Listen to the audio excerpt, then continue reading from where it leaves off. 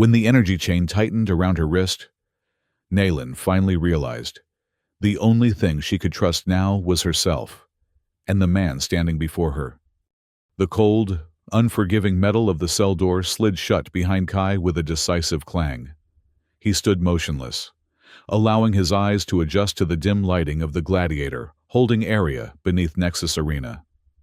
The air hung heavy with the scent of sweat, fear, and something alien, the mixed pheromones of a dozen different species preparing for combat. Around him, creatures from across the galaxy paced in their cells. A massive Chronari warrior with bone-like tentacles protruding from its shoulders slammed repeatedly against the energy barrier of its containment, each impact causing the shield to flare bright blue. In another corner, a serpentine being with iridescent scales coiled tightly, yellow eyes tracking Kai's every movement. The weight of the energy shackle around his wrist felt foreign, its soft blue glow pulsing in time with his heartbeat. Earth Command had warned him about these restraints, designed to limit certain neural pathways, preventing fighters from accessing their full capabilities unless the arena masters deemed it entertaining. "Human," a voice hissed from the shadows. "Fresh meat for the grinder." Kai didn't respond, maintaining the calm exterior that had been drilled into him throughout his flow combat training. His mission parameters were clear: survive long enough to face Naylin, win fairly, and use her position to access the data core. Everything else was secondary. A thunderous boom echoed through the holding area as the main arena doors parted above. Light streamed down the central staircase, and with it came the imposing figure of Vex Kororin, the four-armed arena master.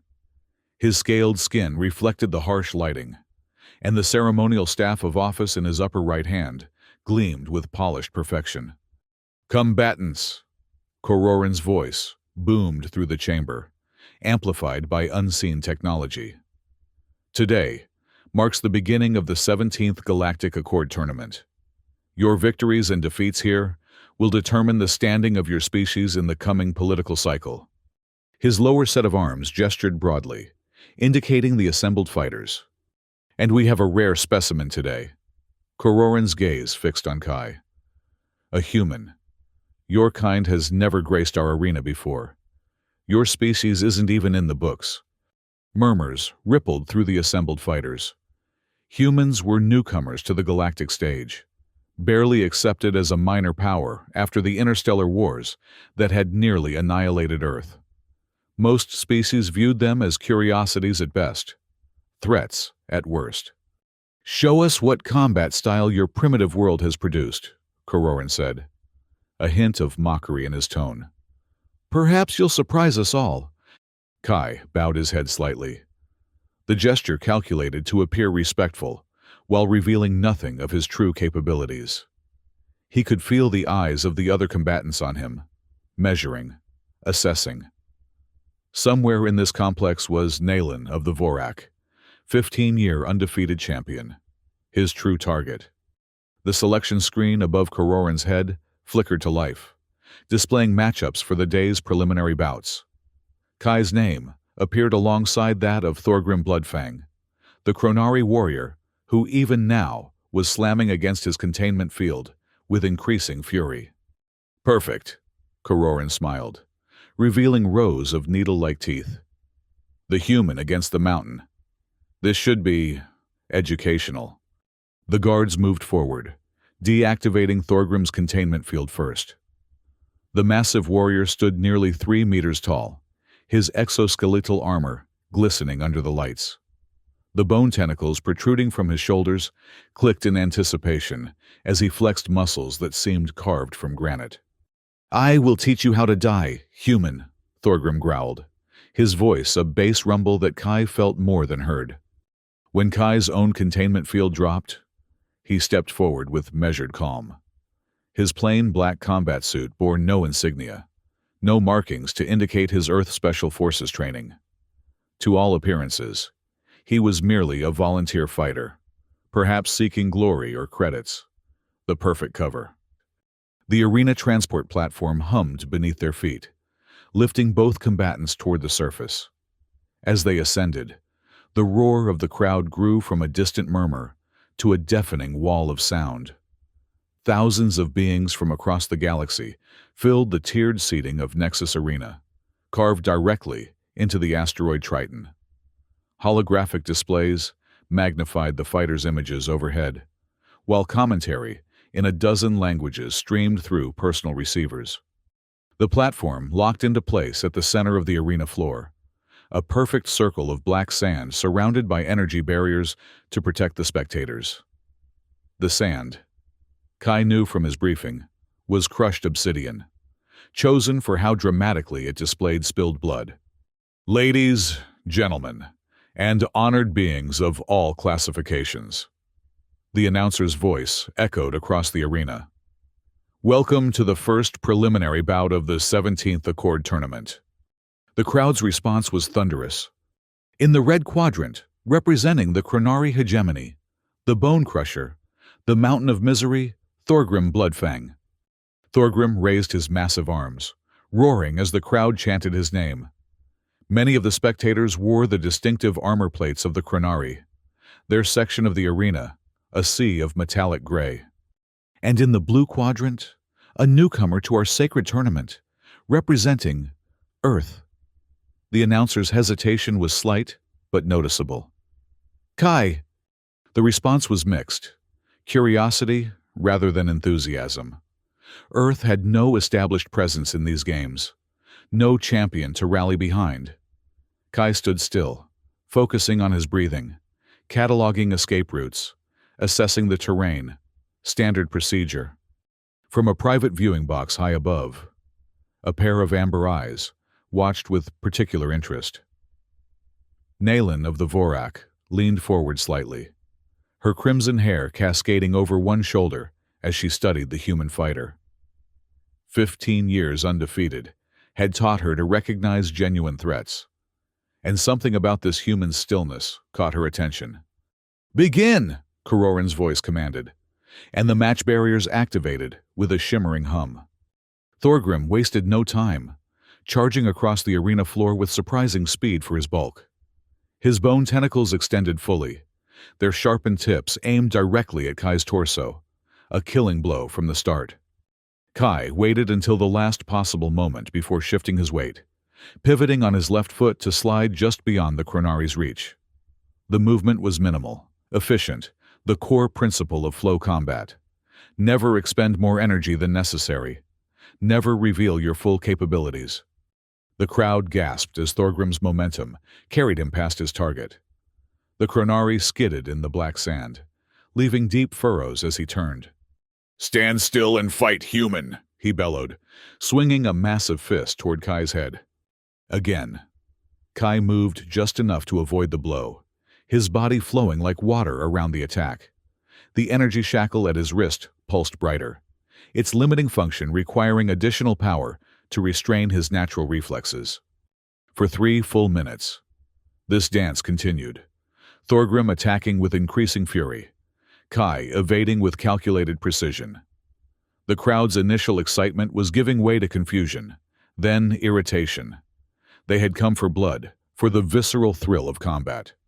Not this evasive display. In the VIP box, Naylan's eyes narrowed.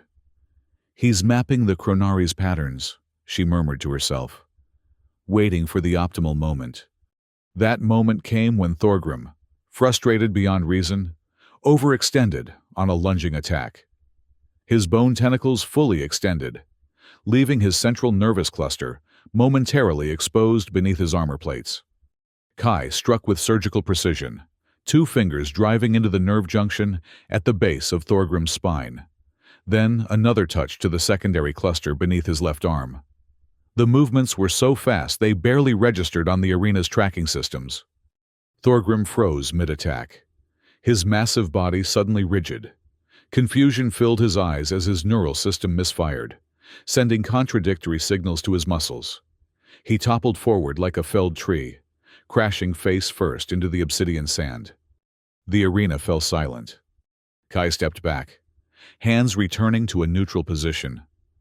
Thorgrim lay immobile, though his eyes moved frantically, his consciousness intact while his body refused to respond. The silence stretched for several seconds before Kororan's voice cut through. "Victory to the human." The response was muted, uncertain. No blood had been spilled. No dramatic finishing move had been executed. The Chronari champion lay defeated, without a single visible wound. "What manner of combat is this?" someone in the crowd shouted. "Dishonorable," called another voice. Kai remained expressionless as the transport platform reactivated, lowering him back to the holding area. He knew what they expected: the brutal, bloody spectacle that had defined Nexus Arena for centuries. But Earth forces had learned long ago that efficiency trumped theatrics in actual combat. In her private box, Naylin stood, her expression unreadable. For 15 years, she had defeated challengers through superior strength, skill, and the willingness to push past any boundary of pain or exhaustion. She had earned 17 honor scars, each representing a champion she had defeated in ritual combat. But this was something different, a threat not of brute force, but of precision, of control. As the platform disappeared beneath the arena floor, she made her decision. This human would be her next opponent. She would test this flow combat against the sacred techniques of the Vorak, and she would prove, once again, that true honor came only through dominance. In the preparation chamber beneath the arena, Kai allowed himself a small smile. Phase 1, complete. The training hall echoed with the sounds of combat, the clash of practice weapons, the grunts of exertion, the occasional cry of pain as a fighter was bested. Kai moved through a series of fluid exercises in a corner of the vast room, his movements deliberate and measured, each flowing seamlessly into the next. The energy shackle at his wrist had been temporarily adjusted to training mode, allowing greater freedom of movement while still monitoring his capabilities. 3 days had passed since his victory over Thorgrim, and in that time, he had faced 2 more opponents in preliminary matches, defeating each without inflicting serious injury. His unorthodox approach had made him the subject of much discussion among the other fighters. Some avoided him entirely, unsettled by his ability to disable without damage. Others watched him with open hostility, viewing his techniques as contrary to the spirit of the arena. Kai was aware of the attention, but focused solely on his movements, maintaining the meditative state that allowed his consciousness to expand, to perceive the flows of energy around him. Flow combat was as much about awareness as technique, understanding how force moved through space, how to redirect rather than oppose. "Your style lacks conviction," a voice said from behind him. Kai completed his movement before turning. Naylin stood 10 paces away, her crimson hair pulled back in a warrior's knot, her amber eyes assessing him coolly. She wore a simple black training suit that accentuated her athletic build, though the 17 ritual scars across her shoulders and arms were clearly visible, badges of honor among the Vorak. "Honor is found in victory," Kai replied, "not in method." Naylin's expression hardened. "A coward's philosophy. The method reveals the warrior's soul." She stepped onto the practice mat, assuming a fighting stance that Kai recognized from his briefings, the opening position of Vorak combat disciplines, emphasizing power channeled through the core. "Show me this flow combat without the audience," she challenged. "Perhaps then, I'll understand what makes a warrior hesitate to finish his opponent." Kai understood the significance of the moment. This was what he had come for: direct access to Naylin, the key to the next phase of his mission. Yet he knew the danger as well. In a training situation, the arena's death prevention protocols would not activate. A misstep here could be fatal. He assumed his own stance, centered and relaxed. Finishing is not always the goal. Control is. Naylin attacked without further warning, her movements precise and devastatingly fast. A straight strike aimed at his solar plexus, followed by a sweeping kick designed to unbalance. Traditional Vorak combination, executed flawlessly. Kai flowed around the attacks, redirecting the force of her punch past his body with the lightest touch of his forearm, then shifting his weight backward to avoid the kick entirely. He made no counterattack, focusing solely on defensive movement. Frustration flickered across Nayland's face. She launched into a more complex series of attacks, her limbs becoming a blur as she executed a technique known as the spring blade dance, named for its resemblance to a flowing weapon, continuous and relentless. Again, Kai evaded, each movement minimal, yet perfectly timed. Where Nayland expended energy in powerful strikes, he conserved, allowing her momentum to carry her past him, finding the spaces between her attacks rather than meeting them directly. After 2 minutes of this exchange, Nayland halted, breathing slightly elevated. "You mock me by refusing to strike back." "I observe," Kai corrected. "I learn the pattern of your energy before deciding how to interact with it." "Combat is not interaction," she snapped. "It is domination." "Is it?" Kai asked, relaxing his stance. "Or is it conversation, a dialogue between forces, seeking balance?"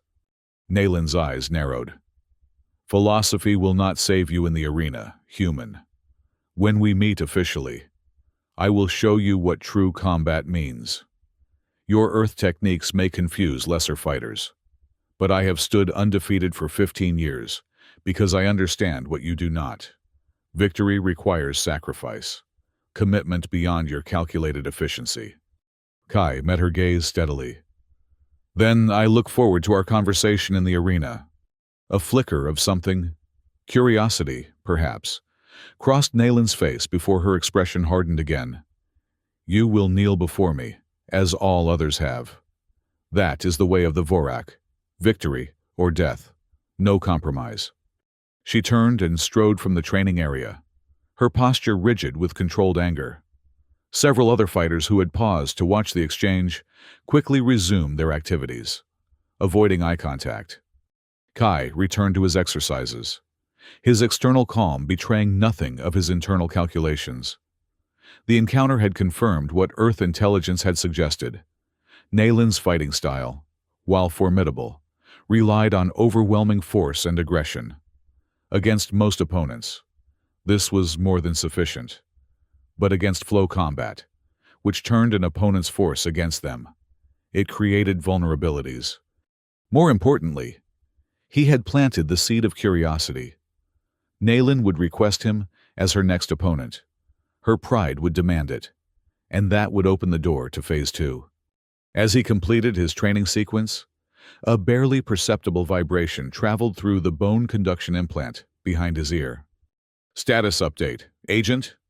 The voice of Director Sarah Hawthorne was clear, despite the subvocal transmission method.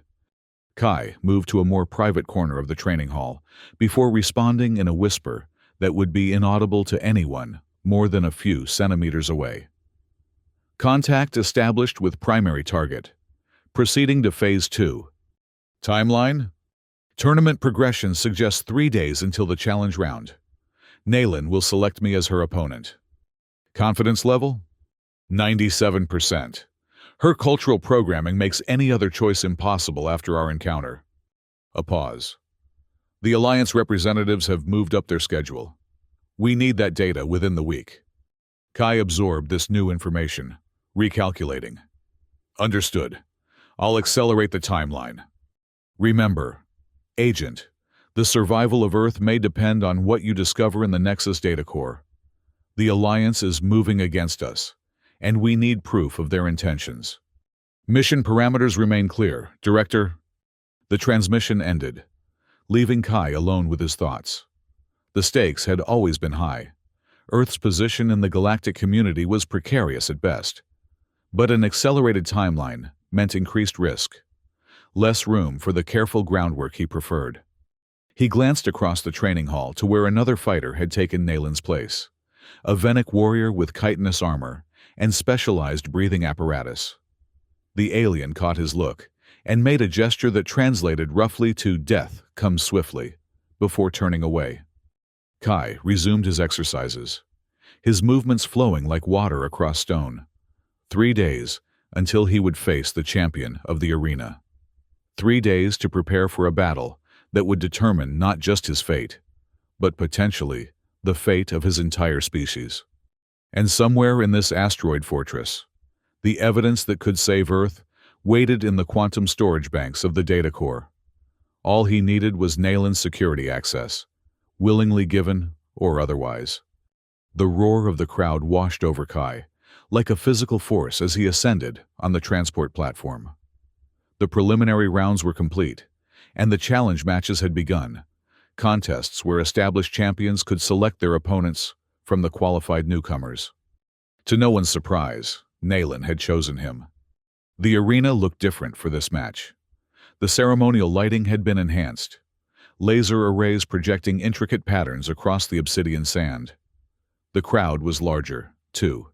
Challenge matches drew greater attention, especially when they featured the 15-year undefeated champion of the Vorak. Kai stood motionless as the platform locked into place. His black combat suit was the same one he'd worn throughout the tournament, unmarked and utilitarian. In contrast, the platform opposite him carried Naelin in full ceremonial combat attire. Gleaming black armor, accented with blood-red symbols of the Vorak warrior code. Her crimson hair, flowing free as tradition dictated for a champion entering ritual combat. At her side hung the infamous blade she called Soul Light, a weapon that had tasted the blood of 17 champions before him. Vex Kororin's voice boomed across the arena. Esteemed representatives of the 17 Species Alliance, honored guests, and spectators across the galaxy, welcome to today's challenge match. The crowd's response was deafening, amplified by the arena's acoustic design. Today's contest features our reigning champion, the Scarlet Warrior, the unbroken Naelin of the Vorak. Naelin raised her blade above her head in a single fluid motion, and the arena erupted. Her people occupied a significant section of the seating, their distinctive red and black garb creating a visual sea of support. Challenging our champion, the human anomaly who is puzzled and provoked with his unusual combat style, Kai of Earth. The response was mixed. Curiosity mingled with anticipation and some derision. Humans had no established reputation in the arena, and Kai's refusal to draw blood in his previous matches had confused many spectators whose cultures valued more direct displays of dominance. Kororin raised all 4 of his arms, commanding attention. This match will follow standard challenge protocols. Victory is achieved through submission, incapacitation, or, he paused for effect, death, though our medical teams stand ready to intervene before fatality if possible. The last part was a formality. Deaths in the arena were rare, but not unheard of, especially in challenge matches where the stakes extended beyond mere victory to questions of honor and cultural standing. "Combatants, prepare," Kororin commanded. Naelin drew her blade, the weapon emitting a soft humming sound as it activated. The edge glowed faintly with energy that Kai knew could slice through standard armor with minimal resistance. Kai remained unarmed, centering himself in the stance that had become familiar to arena spectators, relaxed yet balanced, hands open rather than clenched. "Begin!" Kororin's voice echoed, and the barrier between the fighters dissolved. Unlike his previous opponents, Naelin did not rush in immediately. She circled, blade held in the traditional Vorak middle guard, her amber eyes never leaving his. This was calculation, not hesitation, the mark of a true champion who understood the value of assessment. "Your evasions end today, human," she said, her voice carrying easily in the sudden hush that had fallen over the arena. "Face me with your full capability, or die with your honor intact." Kai adjusted his position slightly, tracking her movement. Honor is found in living purposefully, not dying needlessly. Something flashed in her eyes. Anger, perhaps, or determination. She attacked with explosive speed, her blade tracing a perfect arc toward his neck in the opening move of the spring blade dance he had witnessed in the training hall. But this was no practice session. The blade hummed with lethal energy, and the precision of her strike left no doubt about her intentions. This was a killing blow. Kai moved with fluid grace, his body shifting just enough for the blade to pass within millimeters of his skin. He felt the heat of the energy field, heard the distinctive crackle as it displaced air molecules. Naylan followed through without hesitation, transitioning to a reverse grip and bringing the blade back in a horizontal slash aimed at his midsection. Again, Kai evaded by the narrowest margin, his movement so economical that it appeared to some observers as though the blade had passed through him. The crowd murmured in confusion. This was not the spectacle they had expected. Naylan pressed her attack, her blade becoming a blur of motion as she executed a complex series of strikes designed to leave no avenue of escape. Each attack flowed seamlessly into the next, a deadly choreography perfected over 15 years of combat. Kai moved in counterpoint, his body finding the spaces between her attacks, redirecting rather than opposing. When her blade slashed downward, he was no longer there. When it swept horizontally, he had already shifted. For almost 5 minutes, this deadly dance continued, Naylan attacking with increasing intensity, Kai evading with calculated precision. The energy shackle at his wrist glowed brightly as it struggled to limit his reflexes. The system not designed for such sustained performance. In the VIP box, Vex Kororin leaned forward, his 4 hands gripping the railing. "Fascinating," he murmured to an aide. "The human's technique is unlike anything in our records." The crowd's initial confusion had given way to a tense silence, broken only by the hum of Naylan's blade and the occasional gasp when a particularly close evasion made it seem as though Kai had been struck. Naylan's frustration became evident in her movements, her attacks growing marginally less precise, her breathing more labored. 15 years of victories had not prepared her for an opponent who refused to engage directly, who turned her own momentum against her.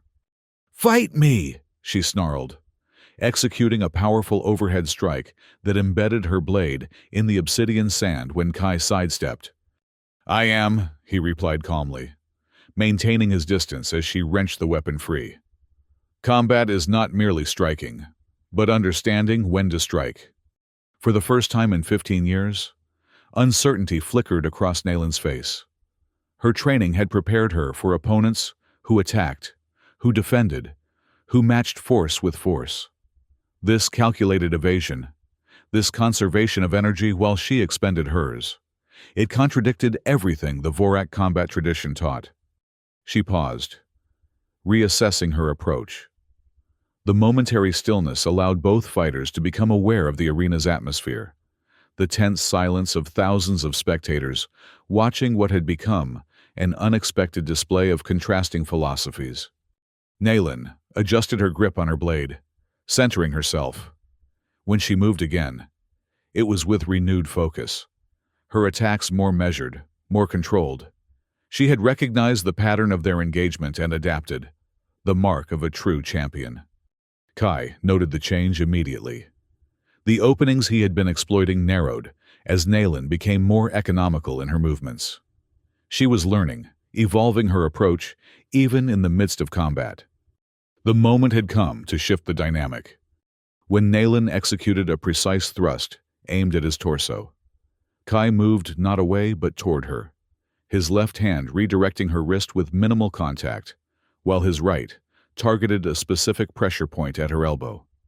The strike was so fast that few in the audience registered it.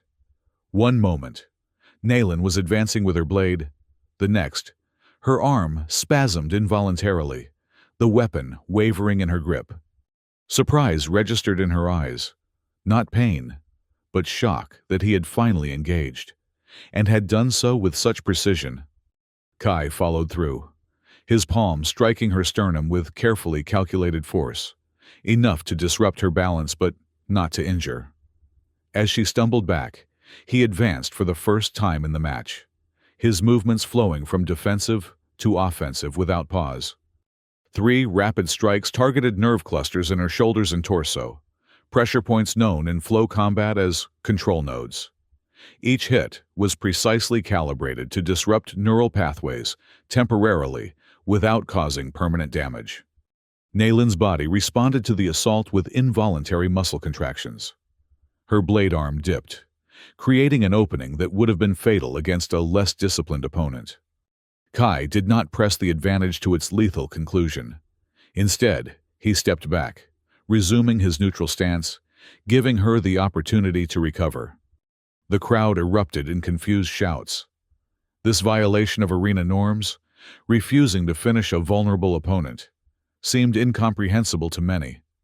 Naylin steadied herself, her amber eyes blazing with a mixture of anger and newfound respect. "You toy with me," she accused, her voice low but intense. "I demonstrate," Kai corrected. "There is more to combat than destruction." Something shifted in her expression then. A recognition, perhaps, that this contest had dimensions beyond the physical. With a fluid motion that spoke of years of training, she reset her stance and raised her blade. "Show me," she challenged. What followed was unlike any match in the arena's long history. For 20 minutes, the two fighters engaged in what appeared to many observers as a form of deadly dialogue, attack and response, challenge and adaptation. Naylin would strike with power and precision. Kai would redirect and counter with targeted pressure point strikes. She would adjust her approach. He would find new pathways through her defense. Blood was finally drawn an hour into the match, not from Kai, as many had expected, but from Naylin. A redirect of her own attack caused the edge of her blade to slice a shallow wound across her shoulder. The sight of the champion's blood on the obsidian sand sent a collective gasp through the arena. In 15 years, no opponent had made Naylin bleed. The wound was minor, but its psychological impact was profound. For the first time, uncertainty crept into Naylin's movements. Not fear, but the realization that she faced something beyond her experience. Kai recognized the moment and acted decisively. When Naylin launched a committed attack, a desperate attempt to regain the initiative, he finally employed the full capabilities of flow combat. His body seemed to melt around her blade, his hands finding 3 critical pressure points in rapid succession: her wrist, her floating ribs, and finally a precise strike to a nerve cluster at her waist. Naylin's body seized as the neural disruption cascaded through her system. Her blade clattered to the obsidian sand as her muscles refused to maintain their grip. She dropped to one knee, then both, her body responding to autonomic signals beyond her conscious control. The arena fell completely silent. Kai stood before her, uninjured and barely breathing hard. He leaned forward slightly, his voice pitched for her ears alone. "Yield to yourself before you yield to me." Naylin's eyes, still aware despite her body's betrayal, registered comprehension. The words echoed a sacred text of the Vorak, one that spoke of inner mastery preceding outer victory. "I yield," she managed, the words costing her more than any physical pain could have. "Victory to Kai of Earth!" Kororin's announcement broke the silence, his voice containing a note of genuine surprise. The response from the crowd was delayed, then thunderous, not necessarily in approval, but in recognition that they had witnessed something historic. For the first time in 15 years, the champion had fallen.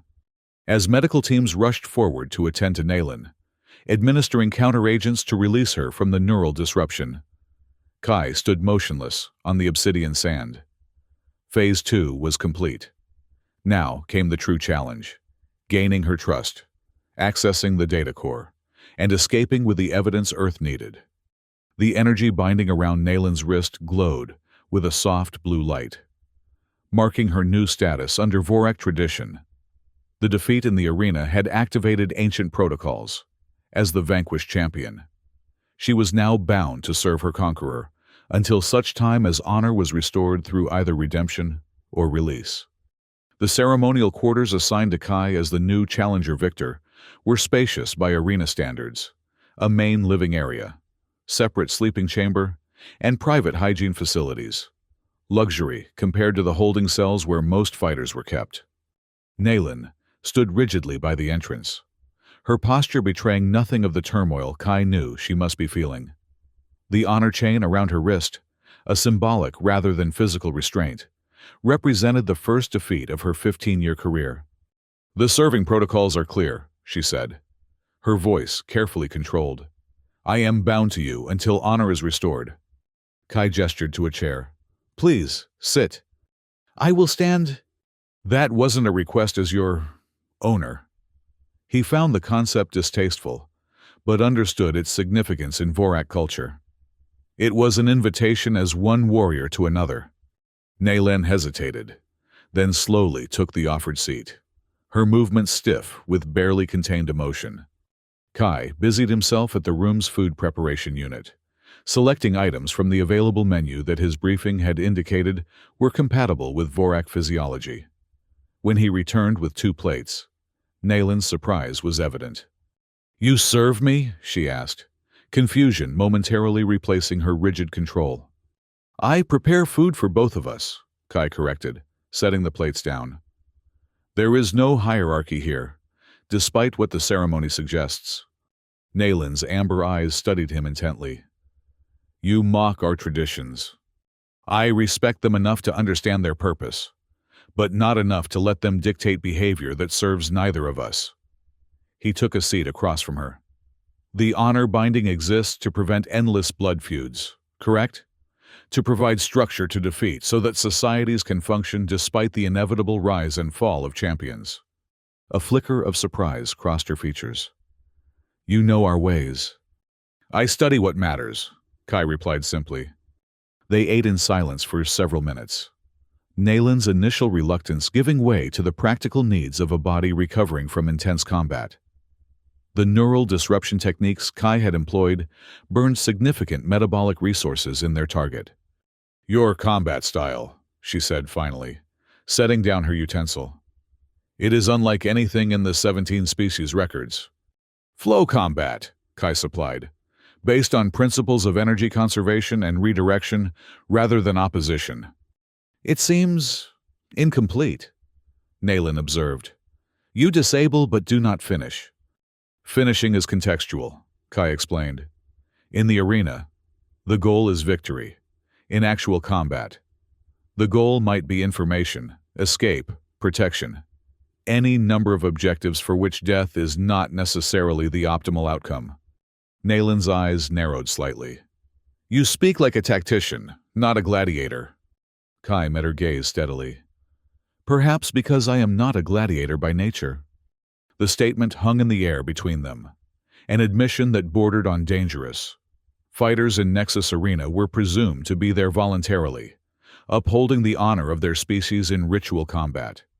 To suggest otherwise was to invite scrutiny. Naylin leaned forward slightly. "Then why enter the arena at all?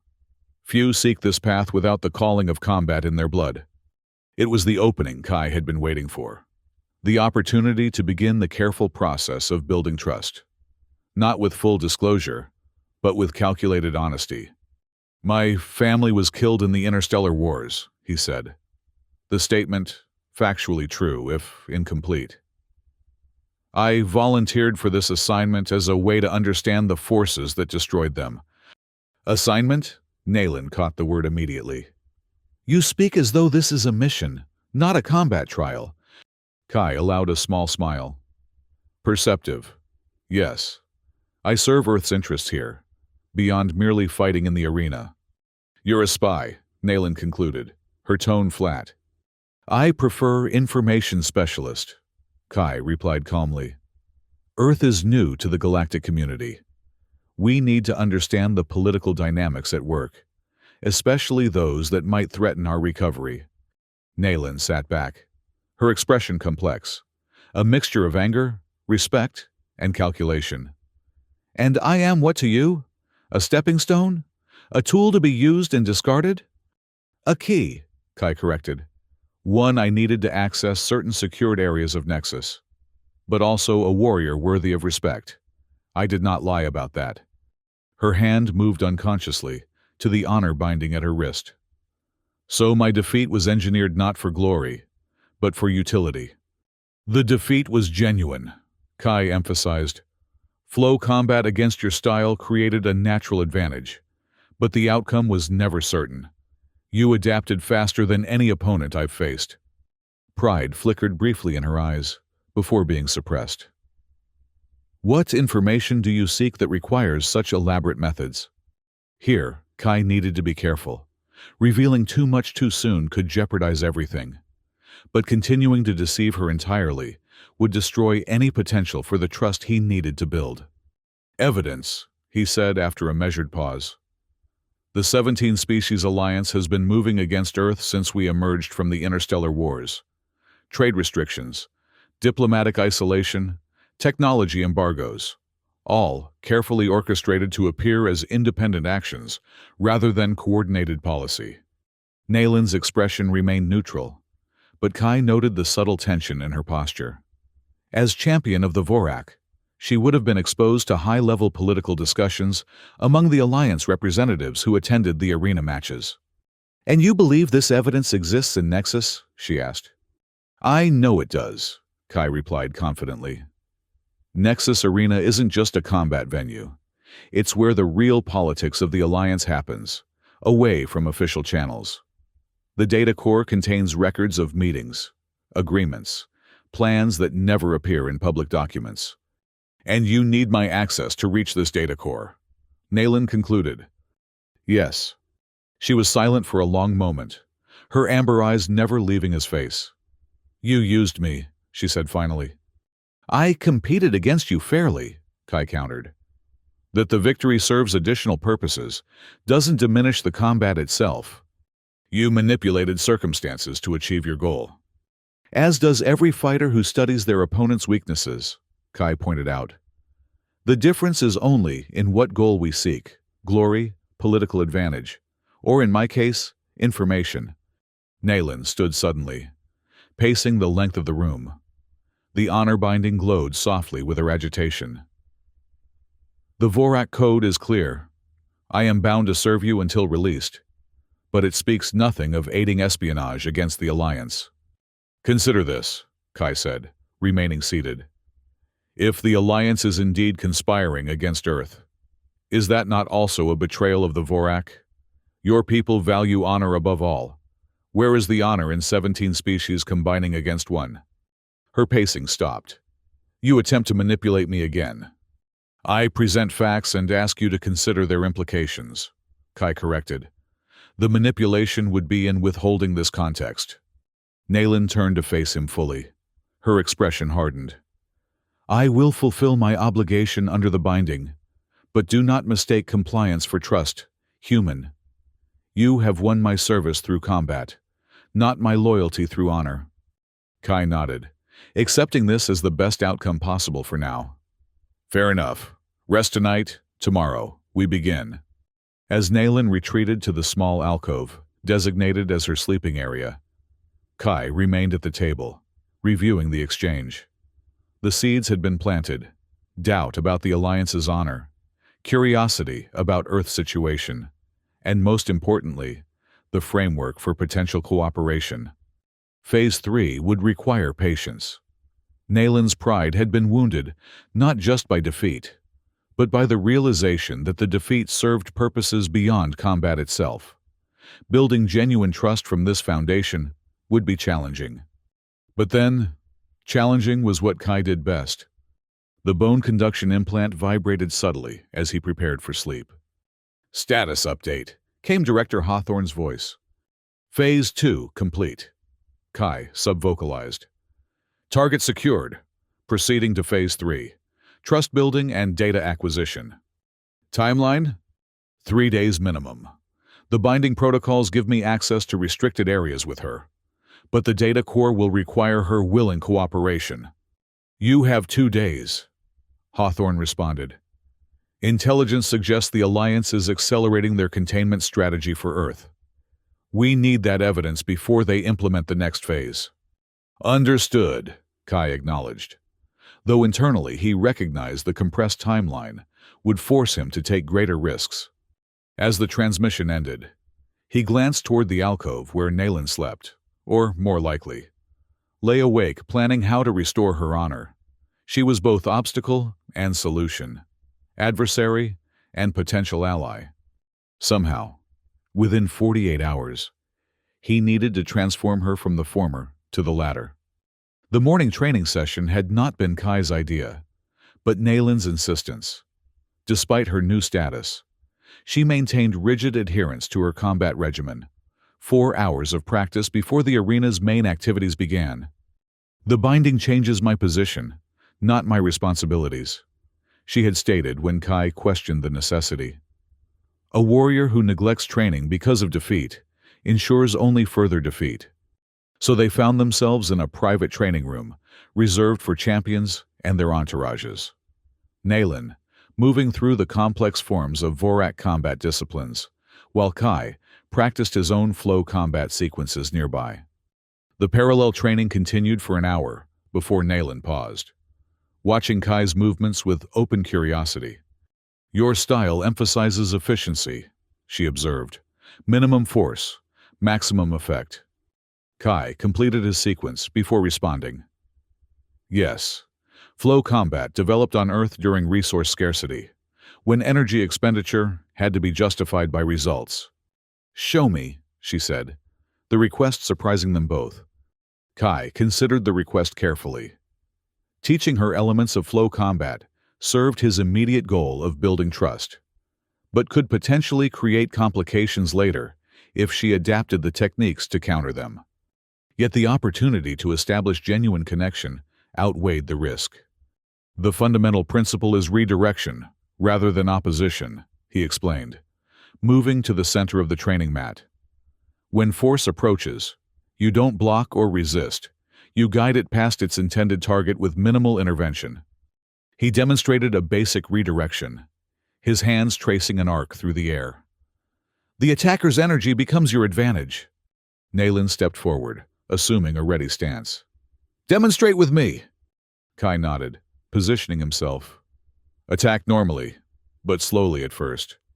She launched a measured strike toward his chest. Kai's hands moved in a fluid motion, connecting with her wrist and elbow, not to stop the attack, but to subtly alter its trajectory. Her fist passed harmlessly by his shoulder. "Again," he instructed, "faster this time."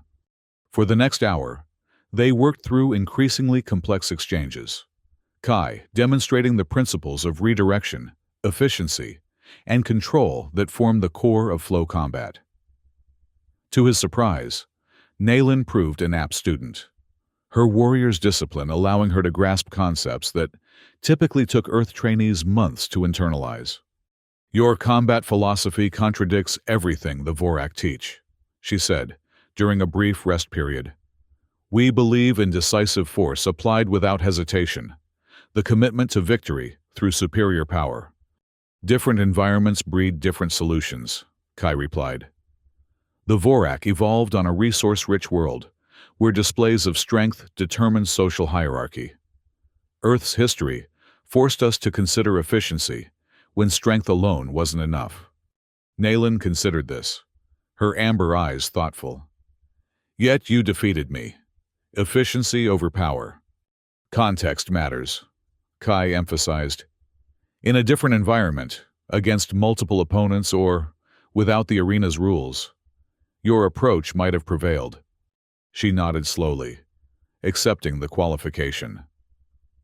The 17 species, each developed combat styles, suited to their evolutionary needs. Perhaps that is why the Alliance values the arena. It allows these philosophies to be tested without the cost of actual war. Kai recognized the opening. Is that the Alliance's only motivation for maintaining Nexus? Testing combat philosophies? Nayland's expression became guarded. "The political functions are not my concern. I serve in combat, not in council chambers." Yet as champion, you must have observed the relationships between combat outcomes and political consequences. Kai pressed gently. A subtle tension appeared in her posture. The Vorak binding requires service, not betrayal of Alliance confidences. Understanding isn't betrayal, Kai countered. I seek context, not secrets. Nayland was silent for a moment, internal conflict evident in her expression. Finally, she spoke, her voice lower. The arena influences resource allocation, territorial claims, technology sharing, all based on species ranking determined by combat outcomes. And Earth has no standing in this system, Kai noted. We're outside the established hierarchy. Yes, Nayland confirmed. New species must earn their place through demonstrated strength. Or be controlled by those already in power, Kai added. Something flickered in Nayland's eyes. Recognition, perhaps, or concern. The Alliance maintains order, without structure. Interspecies contact historically led to conflict. Structure can be equitable or exploitative, Kai observed. Which does the Alliance practice? Before Nayland could respond, the training room door slid open, revealing two arena officials, Venic warriors in the distinctive uniform of Kororan's security detail. Champion. One addressed Nayland with minimal courtesy. Your presence is required for ceremonial confirmation of status transfer. The interruption was perfectly timed to prevent further discussion. Something Kai doubted was coincidental. The arena's monitoring systems were comprehensive. Kororan likely had their conversation under surveillance. Nayland straightened, her warrior's discipline reasserting itself. I will attend. As she moved to follow the officials, she glanced back at Kai, a subtle communication in her eyes that he interpreted as caution. The exchange had pushed boundaries that those in power preferred to maintain. I'll continue training, Kai said casually, though they both understood the conversation was far from over. When the door closed behind them, Kai immediately activated the subvocal transmitter. Director, I need a diversion tomorrow night, something to occupy arena security around the central hub. Phase 3 requires access to the data core, and I'll need clearer pathways. Acknowledged, Hawthorne responded after a brief delay. A minor malfunction in the arena environmental systems can be arranged. Timing? 2200 hours, local. Confirmed. Progress report? Kai considered how to characterize his interactions with Nayland. The target is evolving from adversary to potential asset. Curiosity about Alliance motives is present, though loyalty, conflicts remain. Remember your priorities, Agent. Hawthorne's voice hardened slightly. The data is the mission. The target is a means, not an end. Understood, Kai acknowledged, though the reminder left him uncomfortable in ways he hadn't anticipated. As he resumed his training sequence, his mind worked through contingencies. Nayland was beginning to question the Alliance's methods, a crucial first step. But would it be enough to secure her willing cooperation in accessing the data core? And if not, was he prepared to use the binding protocol to force compliance? The honor chain at her wrist gave him that authority under Vorak tradition. Using it, however, would destroy any genuine trust he had managed to build. Two paths lay before him: manipulation through cultural obligation, or persuasion through shared purpose. The former was expedient but limited. The latter, uncertain but potentially more valuable. With the timeline compressed to less than 48 hours, Kai knew he might soon have to choose between mission parameters and emerging principles that felt increasingly personal. Night had fallen over Nexus Arena. The artificial lighting dimmed to simulate a planetary cycle. Kai sat in the main room of his quarters, reviewing mental maps of the facility's layout based on intelligence briefings. The data core was located 3 levels below the arena floor, accessible only through security checkpoints that required both physical presence and authorization codes. Nalen had returned from the ceremonial confirmation subdued. Her usual intensity dampened by what Kai suspected was a combination of wounded pride and growing doubt. She had spoken little during their evening meal, responding to his questions with minimal answers while maintaining the rigid courtesy demanded by the binding protocol. Now she emerged from her sleeping alcove, her crimson hair loosely braided for rest, wearing the simple black garments provided to bound champions. The honor chain at her wrist caught the low light as she moved. "You should sleep," she said, noting Kai's alertness. "Tomorrow brings new matches to observe." "I find nights useful for reflection," he replied, gesturing to the seat across from him. "Join me, if you wish." She hesitated, then sat, her posture still formal despite the casual setting. "What occupies your thoughts at this hour?" "Home," Kai said truthfully. "Earth. What awaits it if I fail here?" Something softened in Nalen's expression. Empathy, perhaps, or simple curiosity. "You believe Earth faces genuine threat from the Alliance?" "I know it does," Kai corrected. "The question is whether the threat is containment or elimination." "Elimination?" Nalen's eyes widened slightly. "The Alliance does not destroy species." "Officially," Kai agreed. "But historical records show at least 3 instances where troublesome, emerging species suffered catastrophic natural disasters shortly after initial contact with Alliance members." "You have evidence of this?" "Circumstantial," Kai admitted. "Which is why I need access to the data core, to find the direct links, the actual plans, the communications that confirm what we suspect." Nalen was silent for a long moment, conflict evident in her expression. "The Vorak value honor above all else," she said finally. "Conspiracy against an emerging species would violate our most sacred principles." "Yet the Vorak are part of the Alliance," Kai pointed out gently. "Perhaps not all members know the full extent of leadership decisions." She stood abruptly, pacing the room as she had the previous night. "You ask me to question not just my defeat, but my people's place in the galactic order. I ask you to consider whether that order truly reflects the principles you believe in," Kai clarified. Nalen stopped, turning to face him fully. "And if I helped you access this data, what then? What would Earth do with such evidence?" It was a crucial question, one that Kai had been authorized to answer truthfully. "Present it to the independent systems outside Alliance control. Form a counter-coalition based on equitable principles, rather than hierarchical dominance.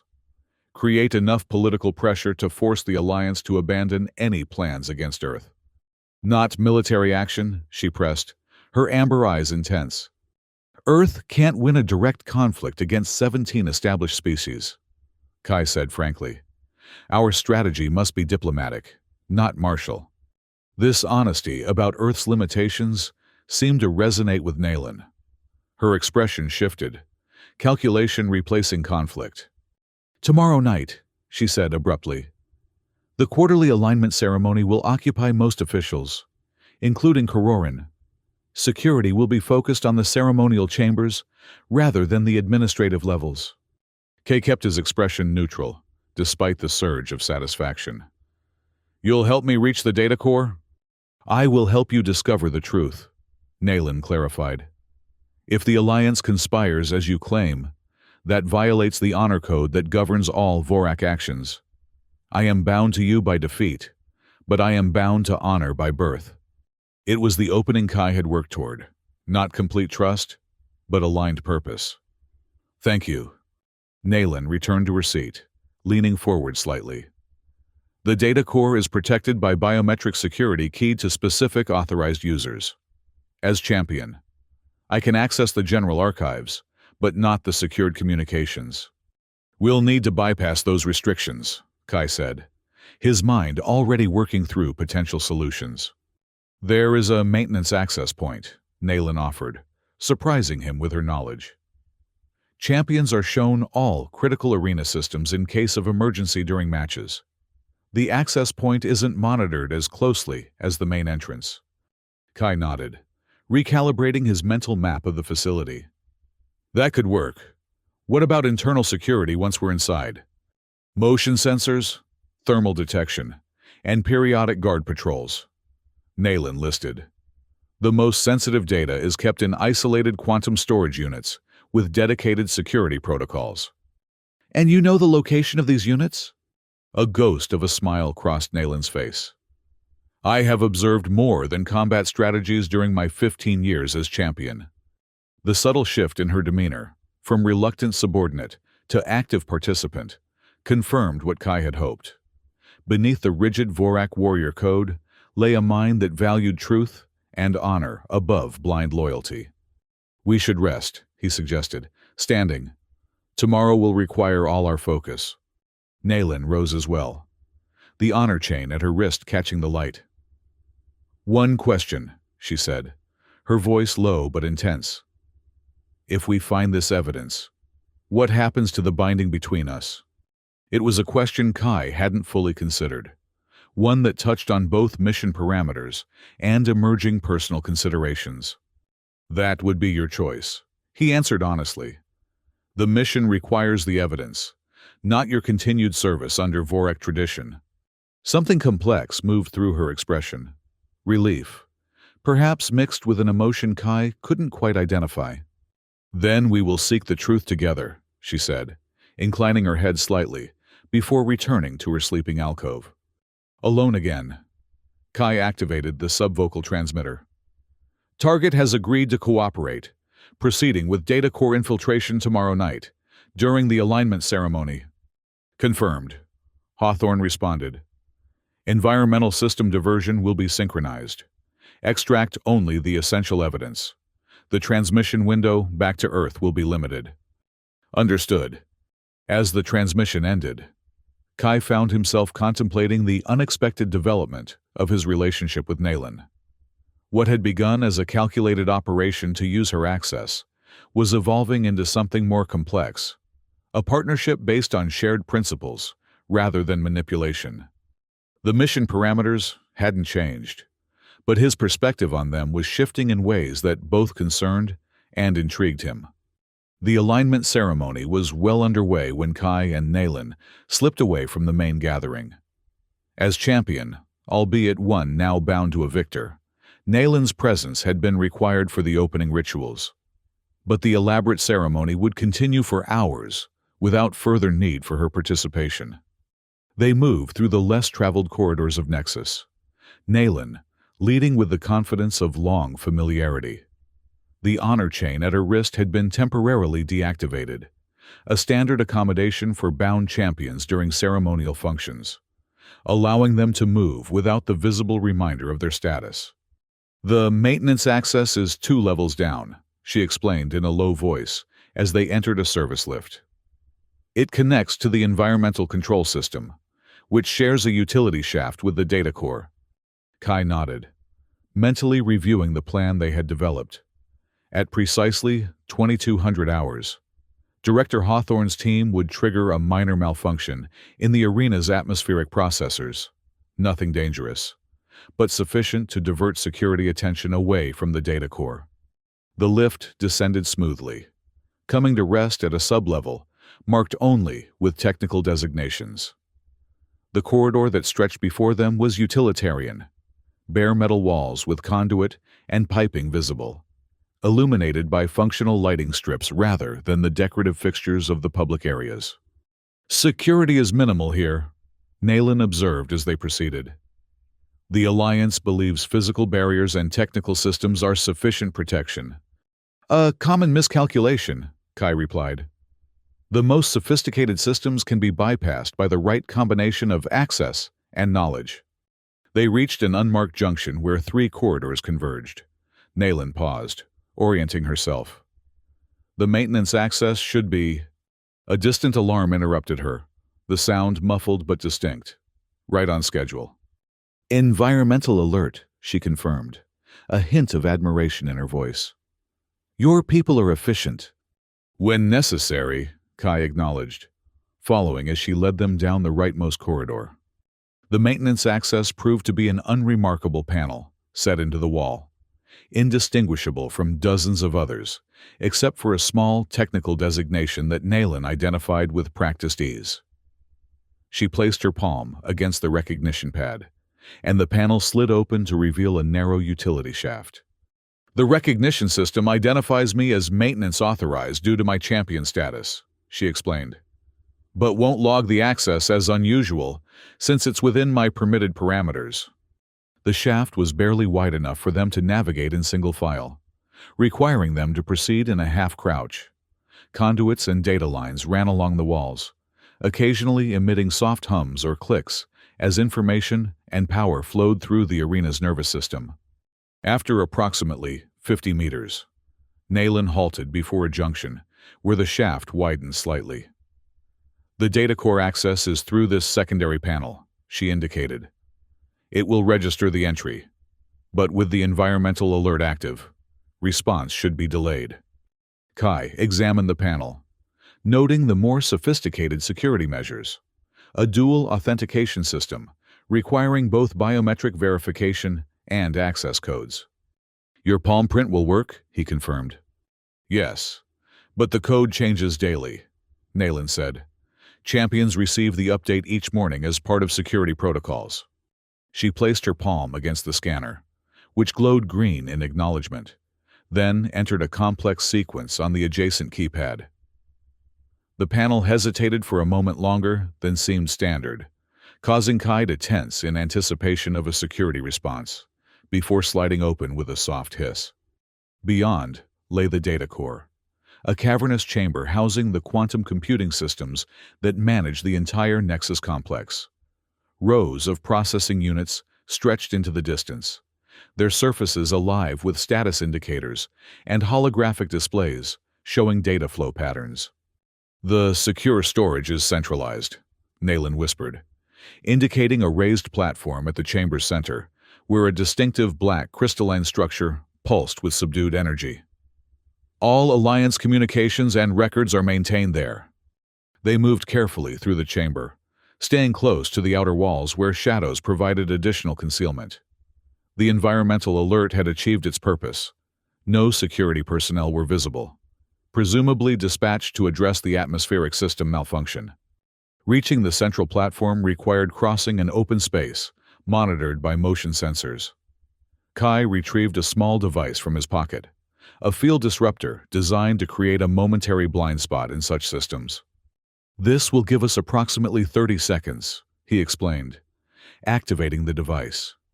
A soft pulse of energy emanated from it, causing the nearest status displays to flicker briefly.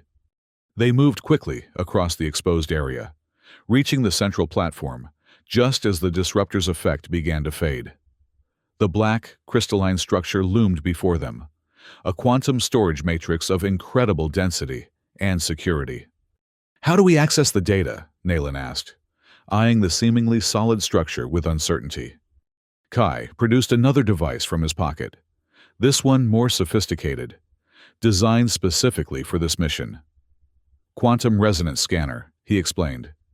"It can read the storage patterns without direct interface, though at a much slower rate than standard access."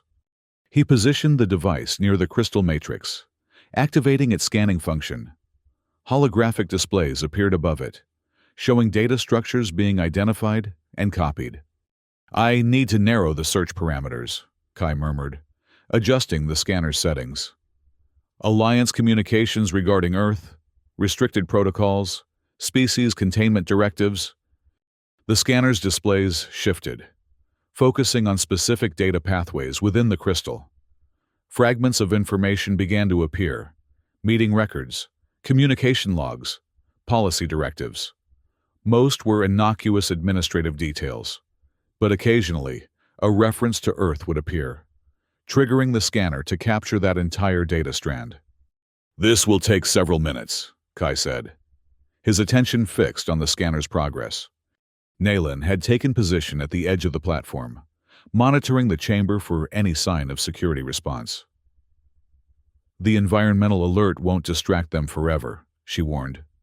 "I only need the key evidence," Kai assured her. "Not the entire—" He stopped abruptly as a particular data strand appeared on the scanner's display. The information was unmistakable: a detailed containment protocol specifically targeting Earth, authorized by the highest levels of the Alliance leadership, including Vex Kororin. "Contingency Protocol E-17, he read aloud, his voice tight with controlled anger. progressive isolation leading to resource deprivation, followed by sterilization if deemed necessary. Naylin moved to his side, her amber eyes widening as she read the display. This is... She hesitated, searching for words. Genocide, Kai supplied, his tone flat. Carefully planned, politically sanitized genocide. The scanner continued its work, capturing additional details, timetables, resource allocations, responsibility assignments. The evidence was comprehensive and damning. The Vorak signatories, Naylin said suddenly, her finger indicating a section of the display. These are not our high command representatives. These are proxy signatories, Kai confirmed. Your people's leadership may not even know what's being done in their name. The revelation seemed to hit Naylin physically, her posture stiffening, her breath catching. This violates everything we believe, she whispered. The scanner beeped softly, indicating completion of its primary search parameters. Kai disconnected it carefully, securing the device in an inner pocket of his combat suit. We have what we need, he said. Now we... A new alarm cut through the chamber, not the distant environmental alert, but a proximity warning originating from the data core itself. The scanner had triggered a security protocol, despite their precautions. We need to move, Naylin urged, already turning toward their entry point. They had barely reached the edge of the central platform when the main access doors to the chamber slid open, revealing 4 security drones, hovering spherical units, equipped with stunning apparatus and restraint technologies. Security breach in progress, an automated voice announced. Unauthorized data access detected. Intruders will be immobilized and detained. The drones moved with mechanical precision, spreading out to surround the platform. Their design allowed no opportunity for negotiation or deception. They were programmed to neutralize threats to the data core without consideration of rank or status. Kai assessed their options rapidly. The maintenance access they had used was too distant to reach before the drones could intercept them. Direct confrontation would be difficult. The drones were designed to counter physical attacks with escalating force. The emergency evacuation tube, Naylin said suddenly, pointing to a sealed portal on the chamber's far wall. It leads directly to the arena level, in case of catastrophic system failure. Can you activate it? Yes, but it will trigger additional alarms. At this point, speed matters more than stealth, Kai decided. They moved in unison, Kai deploying the field disruptor again to momentarily confuse the drone's tracking systems. The devices faltered, their hovering patterns becoming erratic as their sensors struggled to compensate.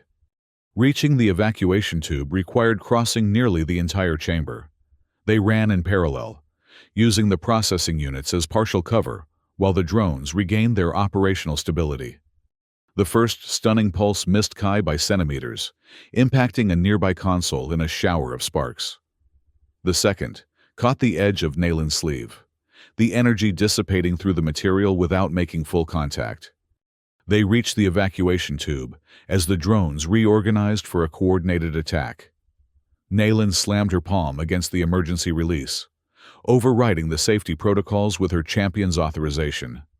Warning: emergency evacuation system activated. The automated system announced, chamber decompression imminent. The portal slid open, revealing a gravity-assisted transport tube designed for rapid vertical movement. Without hesitation, Kai and Naylin entered the tube just as the drones fired a synchronized volley of stunning pulses. The evacuation system engaged immediately, a controlled gravitational field pulling them upward through the tube at disorienting speed. The journey lasted only seconds before depositing them unceremoniously onto the floor of a maintenance bay adjacent to the arena's lower level.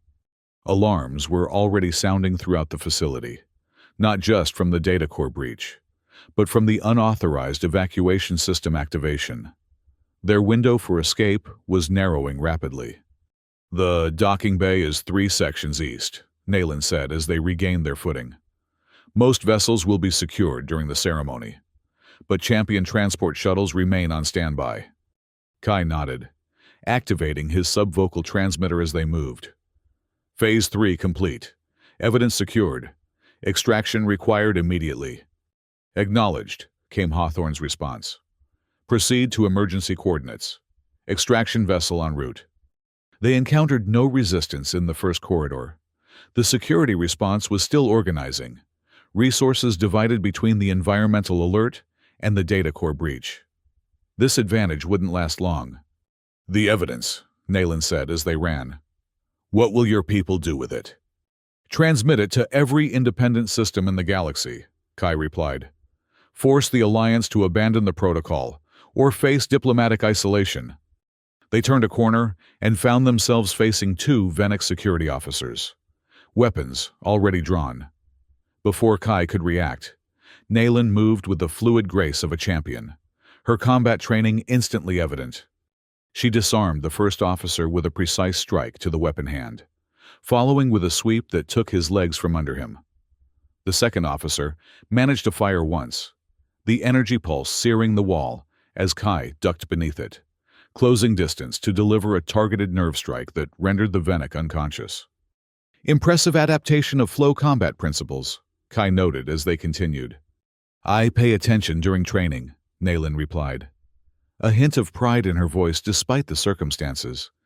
The next intersection brought them to a security checkpoint, unmanned due to the ceremony, but equipped with automated defenses. Nayland placed her palm against the recognition panel, and the systems acknowledged her champion status, allowing passage without triggering additional responses. My access will be revoked once they identify me as your accomplice, she warned as they passed through. Then we make this count, Kai responded. The docking bay lay just ahead, a vast chamber housing various transport vessels used by arena officials, visiting dignitaries, and champion entourages. Most were secured behind individual force fields, inaccessible without specific authorization codes. As promised, however, the champion transport shuttles remained on standby, their systems in low-power mode rather than fully deactivated. Nayland led them to the nearest one, a sleek vessel designed for speed and maneuverability rather than defensive capabilities. I can pilot this, she said, placing her palm against the entry scanner. The shuttle's hatch slid open in recognition of her authority. They boarded quickly, Nayland taking the pilot's position while Kai secured the hatch behind them. The shuttle systems came online immediately, responding to Nayland's champion authorization. All champion vessels have priority clearance for arena airspace, she explained, activating the launch sequence. We should be able to clear the docking bay before they can override my access. The shuttle lifted smoothly from its berth, maneuvering toward the massive bay doors that separated the interior docking area from open space. For a moment, it seemed their escape would proceed without further complication. Then, Vex Kororan's voice came through the shuttle's communication system, his tone cold with controlled fury. Champion Nayland, he said, you disappoint the Alliance with this betrayal. Return to the docking bay immediately, or face consequences beyond mere disgrace. Nayland's hands tightened on the controls, but her course remained steady. He can't prevent our departure without endangering other vessels, she noted. Champion clearance is hardwired into the safety protocols. The bay doors began to open, responding to their approach despite the obvious security situation. Arena protocols prioritized vehicle safety above all else. A single collision in the confined space could be catastrophic. Nayland of the Vorak, Kororan's voice came again. Your people will disown you for this. Everything you have earned through 15 years of honor will be erased. Is that worth protecting a species that means nothing to the Alliance? Kai watched Nayland's expression carefully, concerned that the appeal to her cultural identity might give her pause. But her amber eyes remained focused on the controls, her course unwavering. What use is honor? She replied, though Kororan couldn't hear her. If it serves only power and not truth. They cleared the bay doors, emerging into the vast empty space surrounding the asteroid that housed Nexus Arena. The distant stars provided context to their position. One small vessel, fleeing a fortress of galactic politics and power. Coordinates for rendezvous? Nayland asked, increasing their velocity as proximity alarms indicated pursuit craft launching behind them. Kai consulted the data received through his transmitter. Bearing 117 Mark 43, range 20,000 kilometers. Earth extraction vessel is already in position. Nayland entered the coordinates without hesitation, pushing the shuttle's engines to maximum acceleration. The vessel responded admirably, pulling away from the immediate vicinity of Nexus with impressive speed. "They're deploying interceptors," she observed, noting the tactical display. "Standard arena security patterns. They'll attempt to herd us toward their patrol boundary. Can we evade?" A ghost of a smile crossed her face. Champion vessels are designed for ceremonial appearances and occasional emergency response. This particular model was modified at my request. The arena engineers indulged champions their preferences. She engaged a secondary propulsion system that hadn't appeared on the standard control interface. The shuttle surged forward with renewed acceleration, the structural integrity field straining to compensate. 3 minutes to rendezvous, Kai noted, monitoring their progress. The extraction vessel will need approximately 30 seconds to secure us and initiate jump sequence. The interceptors were falling behind, unable to match the modified shuttle's performance. However, a new threat appeared on the tactical display, a larger vessel moving to intercept from a different vector. Kororan's personal transport, Nayland identified, significantly more capable than standard arena vessels. The larger ship was on an intercept course that would reach them just before they achieved rendezvous with the Earth extraction vessel. Its weapon systems were already coming online, targeting locks attempting to establish connection with their shuttle. "Evasive pattern," Kai suggested, studying the tactical display. Nayland's hands moved across the controls with practiced precision. The shuttle responded instantly, executing a series of unpredictable maneuvers that broke the targeting locks almost as quickly as they formed. 1 minute to rendezvous, Kai updated. Extraction vessel confirms ready status. Kororan's ship fired its first volley, not directly at their shuttle, but at a position ahead of their projected course. The strategy was clear, not to destroy them, but to force them back toward Nexus jurisdiction. Nayland anticipated the tactic, diving the shuttle beneath the energy barrage with barely a meter to spare. The vessel shuddered under the strain of such abrupt maneuvering, but maintained structural integrity. 30 seconds, Kai announced, as the rendezvous coordinates appeared on their forward sensors. The Earth extraction vessel decloaked directly ahead, a sleek, dark ship of unfamiliar design to Nayland's eyes.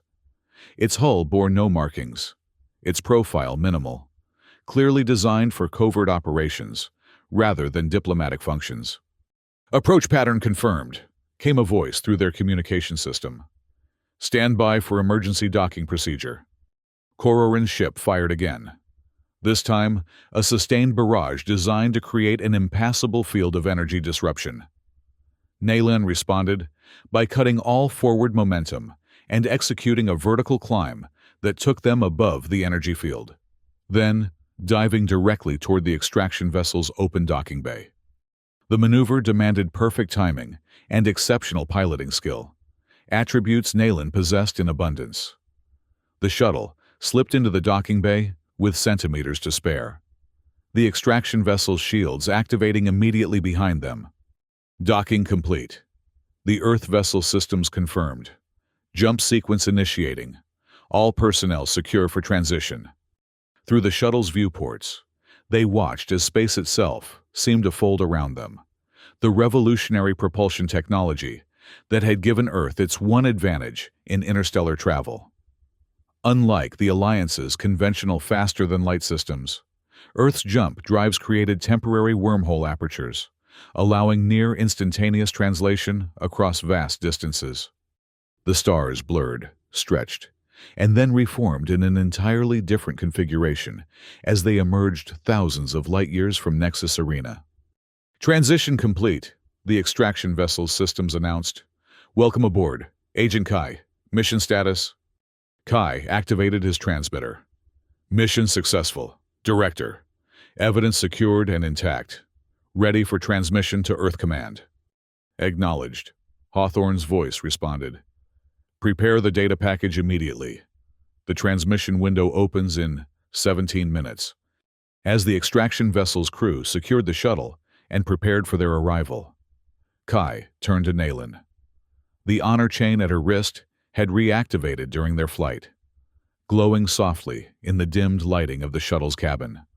"You've sacrificed everything," he said quietly. "Your position. You're standing among your people." Nayland looked down at the honor chain, then back to Kai. "What is honor without truth? What is victory without justice? My people taught me to value both above all else, even if they themselves forgot." "Earth will grant you asylum," Kai assured her. "Your knowledge of Alliance operations will be invaluable to our defense preparations." "Is that all I am to you now?" Nayland asked, her amber eyes searching his face. "A source of intelligence? A useful asset to be debriefed and filed away?" The question caught Kai off guard, not because it was unexpected, but because he had been asking himself the same thing. The mission parameters had been clear from the beginning. Use Nayland to access the data core, then extract with the evidence. Her future beyond that point had never been a consideration in his briefing. Yet, somewhere between their combat in the arena and their escape from Nexus, something had shifted. The calculated manipulation had evolved into genuine respect. Perhaps even more. "No," he answered finally. "You're someone who chose truth over comfortable lies. Justice over power. That makes you more than an asset.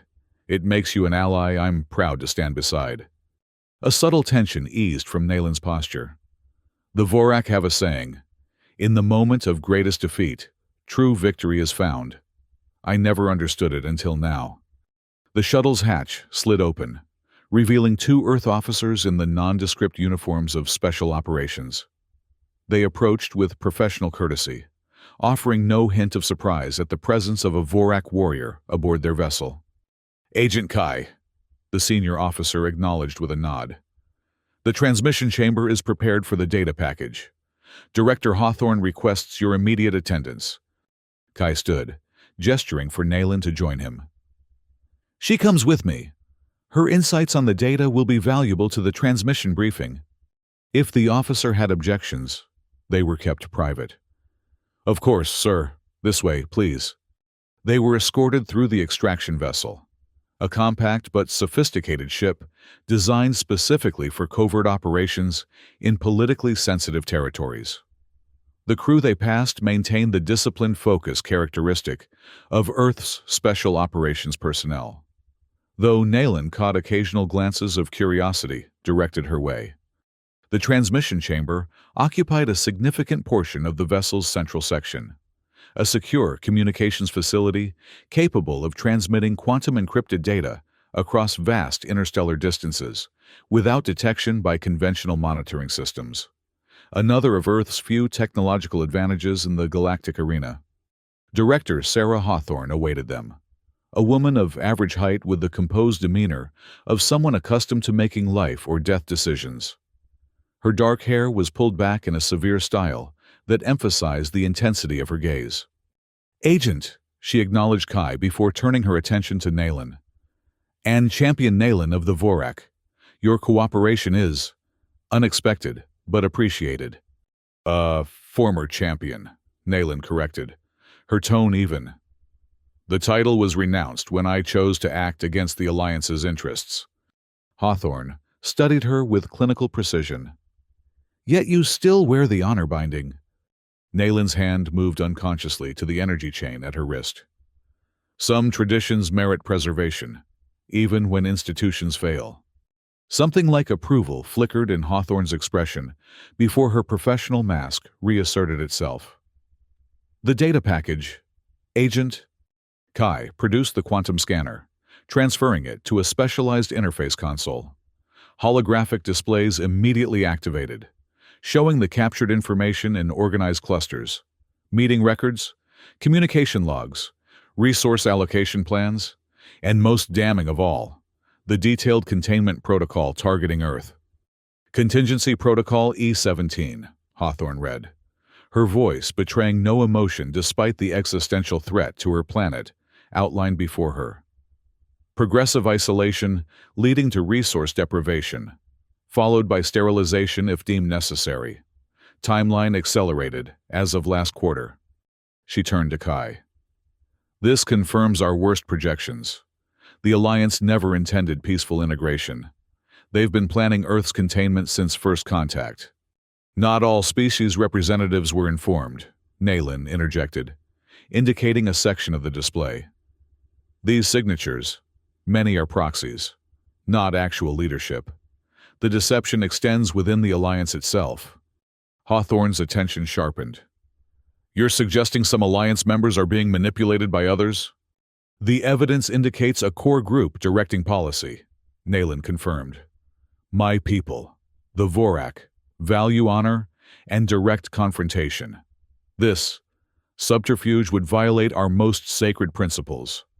I believe our representatives were deliberately kept ignorant of the full protocol. This assessment aligned with Earth intelligence assessments, but carried additional weight coming from a former champion of an Alliance species. Hawthorne made a notation on her personal device before addressing the technical officers managing the transmission system. Transmission window in 5 minutes. Prepare the complete package with prioritization on the containment protocol evidence and species signatory analysis. She turned back to Kai and Nayland. This evidence will be transmitted to every independent system in the galaxy, as well as to suspected moderate factions within the Alliance itself. The political fallout will be substantial. Enough, we hope, to force the abandonment of the containment protocol. And if it doesn't? Nayland asked. Then, at minimum, it buys Earth time to prepare alternatives. Hawthorne replied, her tone making clear that those alternatives would be defensive rather than diplomatic. The transmission system hummed to life, quantum entanglement matrices aligning for the secure broadcast. The evidence they had risked everything to obtain would soon be distributed across the galaxy, exposing the Alliance's covert agenda and potentially reshaping the political landscape. As the technical officers completed final preparations, a security alert flashed across one of the monitoring displays. Hawthorne moved immediately to investigate, her expression hardening. Jump signature detected, she reported. Alliance pursuit vessel. They've tracked our transition coordinates. Kai assessed the situation quickly. The extraction vessel's jump drive needs at least 30 minutes to recycle. Can we complete the transmission before they intercept? Transmission window opens in 2 minutes. Duration 3 minutes maximum. The technical officer confirmed. Intercept projection shows Alliance vessel arriving in approximately 7 minutes. Proceed with transmission as scheduled, Hawthorne ordered. Defensive systems to stand by. We only need to maintain position long enough to complete the broadcast. The extraction vessel's tactical officer reported from a nearby station. Alliance vessel identified as Nexus command ship. Weapons signature analysis confirms it's Kororan's personal transport. Nayland exchanged a glance with Kai. He wouldn't pursue personally unless he felt threatened directly. The evidence must implicate him specifically. Confirmed. The data analyst at the transmission console noted, Kororan's authorization appears on multiple classified directives, including the final implementation order for Protocol E-17. The implications were clear. This was no longer merely about preventing information leakage. For Kororan, this was about personal survival. If the evidence reached its destinations, his position within the Alliance would be compromised beyond recovery. Transmission commencing, the technical officer announced, as the quantum matrices reached optimal alignment. Package upload in progress. On the tactical display, the approaching Alliance vessel accelerated, pushing its conventional drive systems beyond standard safety parameters. The desperation in this maneuver was evident. Kororan knew exactly what was at stake. They're charging weapons, the tactical officer reported. Targeting solutions forming, Evasive pattern, Hawthorne ordered. Maintain transmission integrity at all costs. The extraction vessel began a series of defensive maneuvers, limited by the need to keep the quantum transmission arrays properly aligned. The result was a compromise that left them more vulnerable than standard combat protocols would allow. Transmission at 27%. The technical officer updated. Estimated completion in 2 minutes, 15 seconds. The Alliance vessel fired its first volley. Energy weapons designed to disrupt ship systems, rather than cause catastrophic damage. The intent was clear. Stop the transmission. Capture the evidence and those carrying it. The extraction vessel shuddered as the defensive shields absorbed the impact. Shields at 82%, the tactical officer reported. Holding for now.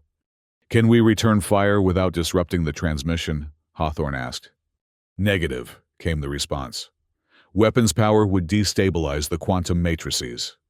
On the tactical display, the Alliance vessel adjusted its approach, moving to a position that would allow more concentrated fire on the extraction vessel's transmission arrays. The strategy was sophisticated and precise, exactly what one would expect from a vessel commanded by someone of Kororin's experience. Transmission at 53%, the technical officer reported. 1 minute, 40 seconds remaining.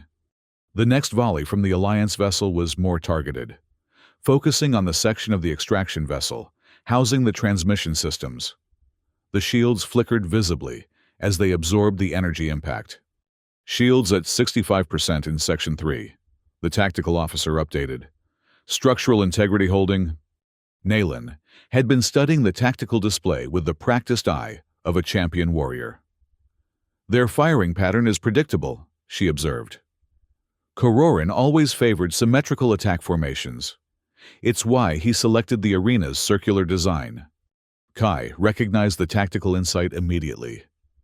If we can anticipate the pattern, we can optimize shield distribution. Hawthorne nodded sharply. Tactical. Reconfigure shield harmonics based on predictive analysis. Focus power where the next strike will hit. Reduce elsewhere to compensate. The tactical officer implemented the adjustment just as the Alliance vessel fired again. The shields held more effectively, the energy dissipating across the reinforced sections.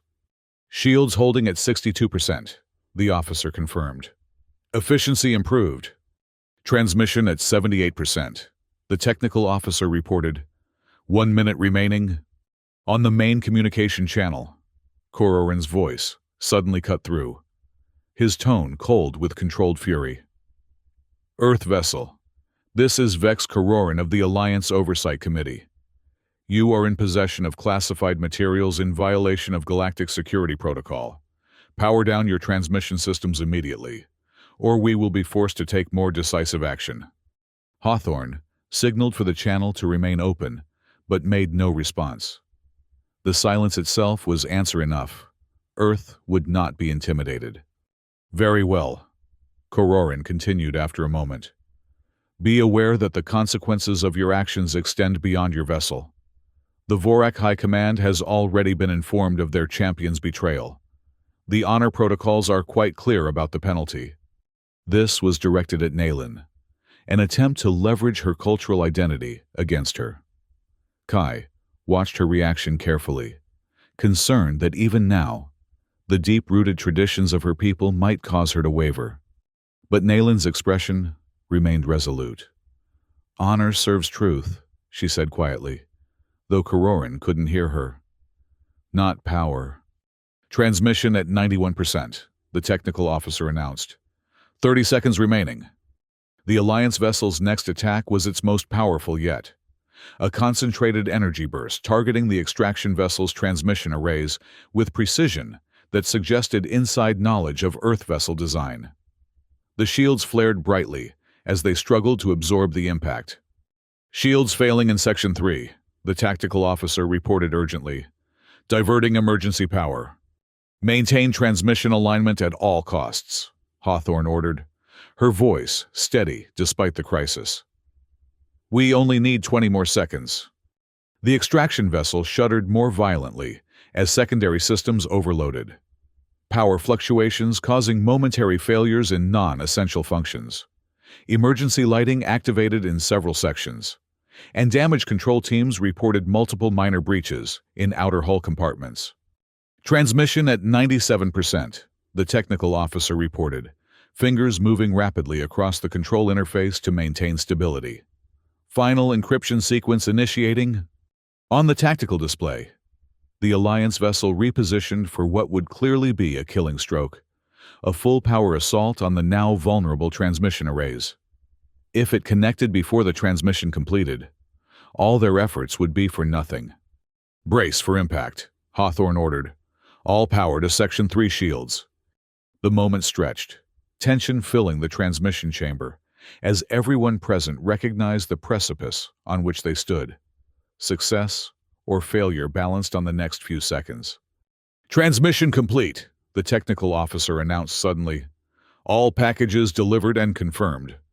Almost simultaneously, the Alliance vessel fired its full weapons complement.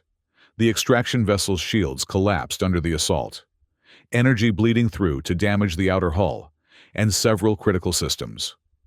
Warning alarms activated throughout the ship as emergency bulkheads sealed and damage control protocols engaged.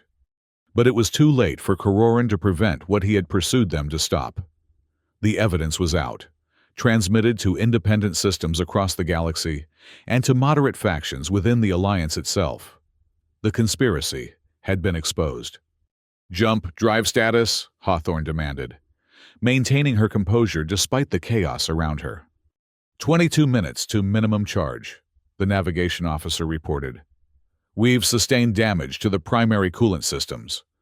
The tactical display showed the Alliance vessel moving into position for boarding operations rather than continuing its attack. Having failed to prevent the transmission, Kororan had apparently shifted to capture and containment. "Defensive options?" Hawthorne asked the tactical officer. "Weapon systems online but at reduced capacity. Shields regenerating, but will require at least 15 minutes to reach effective levels." The situation was precarious. They had succeeded in their primary mission, but now faced the very real possibility of capture before they could escape. The evidence was secure, but those who had obtained it remained at risk. Naylin stepped forward, her warrior's training evident in her calm assessment of the tactical situation. "There is another option," she said. "One that Kororan would not anticipate." All eyes turned to her. "The Champion's Challenge," she explained. "It's an ancient protocol, recognized by all Alliance species. When a champion issues formal challenge, combat must be resolved before any other action can proceed." Kai immediately understood the strategy. "You're suggesting we use arena protocols to force a delay?" "Precisely," Naylin confirmed. "As a former champion, I retain the right of challenge until formally stripped of status by the Vorik High Command, a process that requires specific ceremonies not yet performed." Hawthorne's expression showed skepticism. "And Kororan would honor this gladiatorial tradition while in pursuit of classified intelligence?" "He must," Naylin insisted. "The arena protocols predate the Alliance itself. To violate them would undermine the very foundation of his authority among traditional species.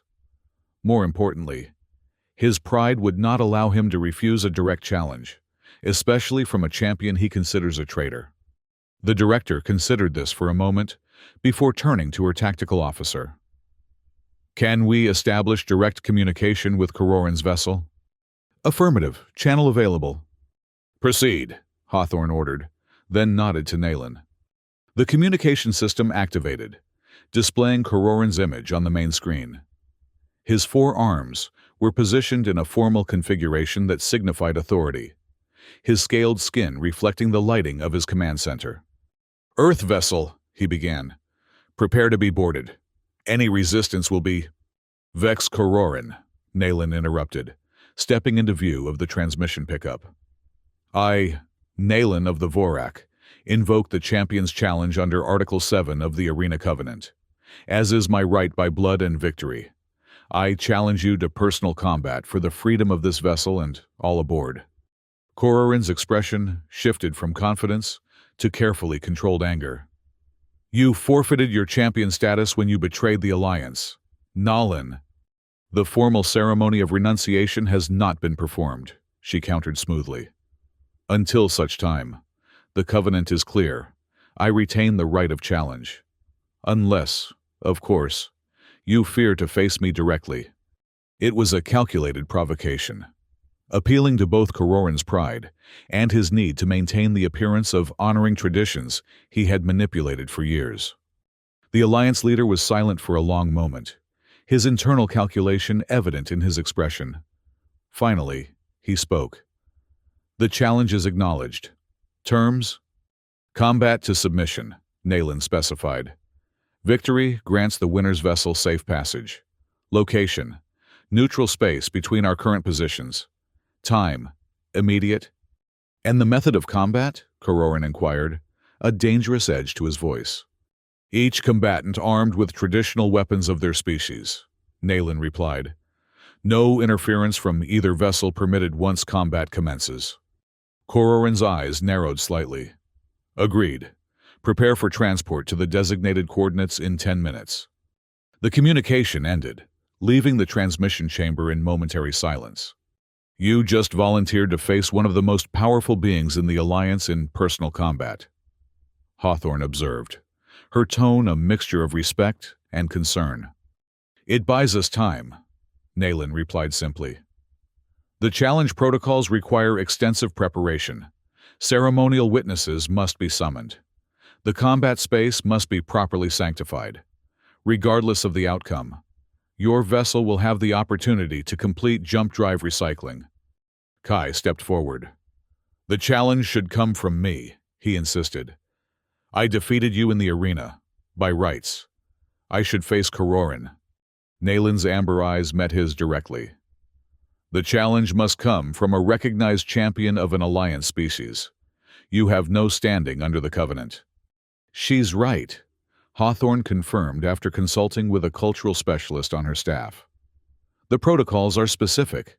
Only Nayland can invoke this particular delay tactic.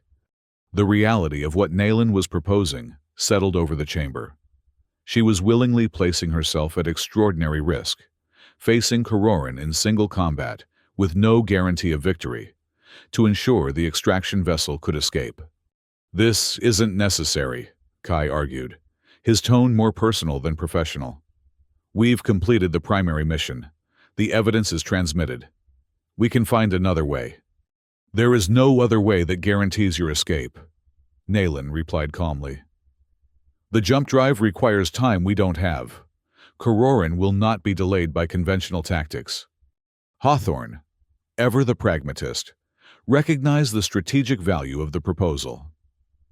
If Champion Nayland is willing to invoke this protocol, we should accept the advantage it provides. Tactical. Begin preparations for her transport to the designated coordinates. As the crew moved to implement the director's orders, Kai drew Nayland aside, his voice lowered for privacy. You don't have to do this. We found the evidence together. We should face the consequences together. Nayland's expression softened slightly. The binding between us changed more than our positions, she said, glancing at the honor chain at her wrist. It changed my understanding of what truly matters. The Vorak teach that honor comes from victory, but you showed me that honor comes from purpose. She placed her hand briefly on his arm, a gesture of connection that transcended their different origins. My purpose now is to ensure this evidence reaches those who need it. Your purpose is to return to Earth and prepare your people for what comes next. Kai wanted to argue further, to insist on accompanying her, but the tactical reality was undeniable. The champion's challenge could only be invoked by Nayland, and only one combatant from each side was permitted. Kororin is dangerous, he warned instead. He didn't become leader of the arena through political maneuvering alone. He's a skilled combatant with advantages you haven't faced before. I am aware, Nayland acknowledged. But I have something he lacks, a cause beyond self-interest. The Vorak believe that purpose strengthens the warrior's arm. We shall see if they are correct. The tactical officer approached, indicating that preparations for transport were complete. Nayland would be equipped with traditional Vorak combat gear, kept in the extraction vessel's cultural archives, maintained for exactly such diplomatic contingencies. Though no one had anticipated this particular application, as Nayland prepared to depart, Hawthorne addressed the crew. Continue jump drive recycling procedures at maximum priority. Damage control teams focus on critical systems only. We need to be ready to transition the moment opportunity presents itself. The urgency in her voice was clear. Every minute gained through Nayland's challenge was precious. The Alliance vessel would undoubtedly have reinforcements en route, reducing their window for escape with each passing moment. In the small preparation chamber, adjacent to the transport platform, Kai watched as Nayland donned the traditional combat armor of a Vorak warrior. Sleek black plates, accented with the distinctive red symbols of her people's combat philosophy. The armor was ceremonial rather than practical, designed for ritual combat rather than battlefield protection, but it carried significant psychological importance. The honor chain, Kai noted, indicating the energy binding at her wrist that still marked her as bound to him under Vorak tradition. Will it interfere with the challenge? Nayland examined the softly glowing restraint. No. In fact, it adds another layer to the challenge. A bound champion fighting for her new alliance rather than her former one. There is precedent in our oldest histories. She completed her preparations, taking up the ceremonial blade provided from the cultural archives, not her personal soul-light weapon, but a reasonable facsimile that would serve the purpose. The weight and balance were different, but her champion's training would compensate. I have a request, she said, as the transport coordinator indicated readiness. When you return to Earth, tell your people that not all within the Alliance supported the containment protocol. Many species value honor and fair dealing. They were deceived just as Earth was targeted. I will, Kai promised. And Nayland, when this is finished, regardless of the outcome, know that you've earned a place among Earth's greatest allies. A smile touched her lips briefly, perhaps the first genuine smile he had seen from her. Among allies, she repeated softly. No longer bound by defeat, but by choice. There is honor in that. The transport coordinator signaled final preparations. Nayland stepped onto the platform, assuming the formal stance of a Vorak champion entering ritual combat, back straight, weapon held at the precise angle specified by tradition. Eyes forward. Live purposefully, she said to Kai as the transport field activated around her. Fight victoriously, he responded, using the traditional Vorak farewell to a warrior entering combat.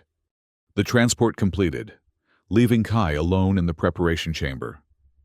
Through the vessel's monitoring systems, he could observe the neutral space where the challenge would take place, a designated area equidistant between the two ships, illuminated by focusing beams from both vessels to create a makeshift arena.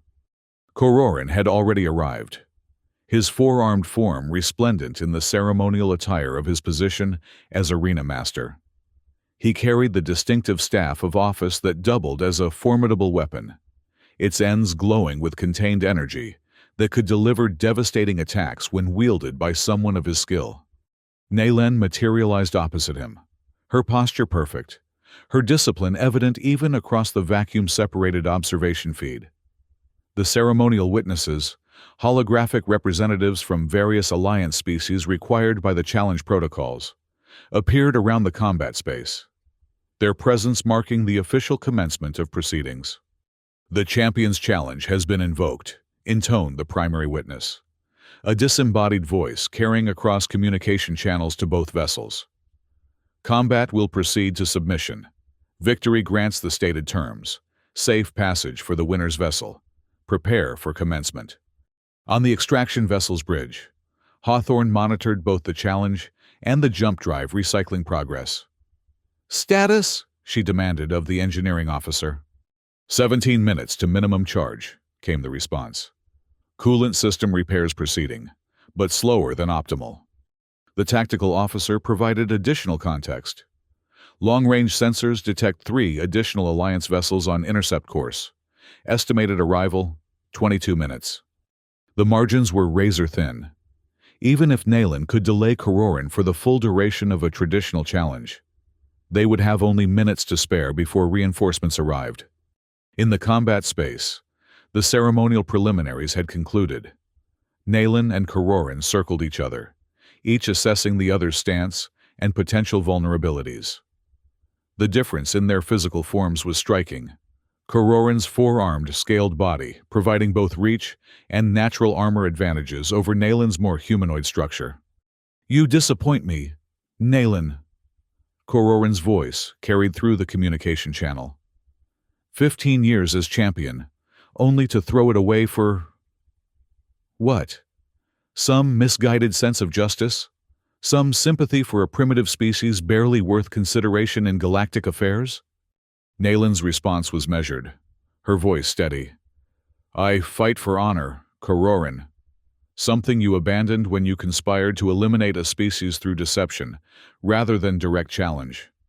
Politics requires flexibility," Kororin replied, his staff twirling in a display of dexterity that emphasized his four-armed advantage.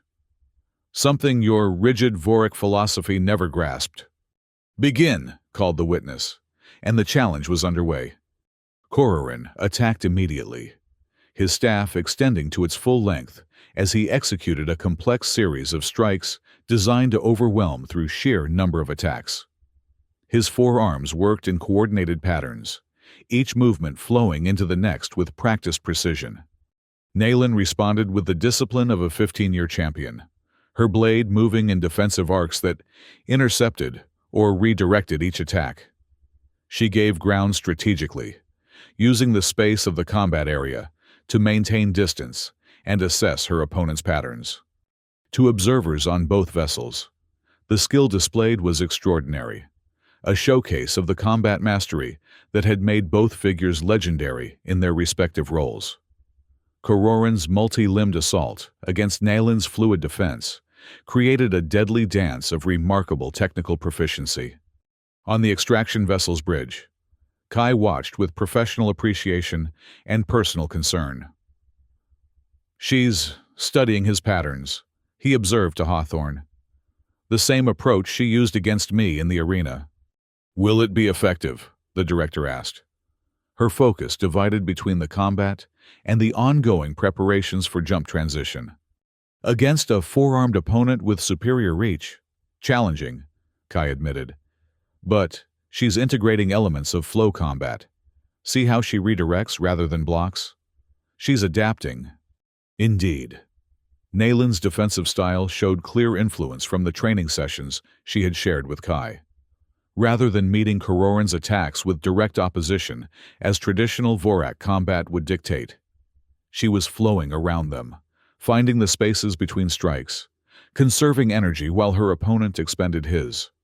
The strategy was not lost on Kororin.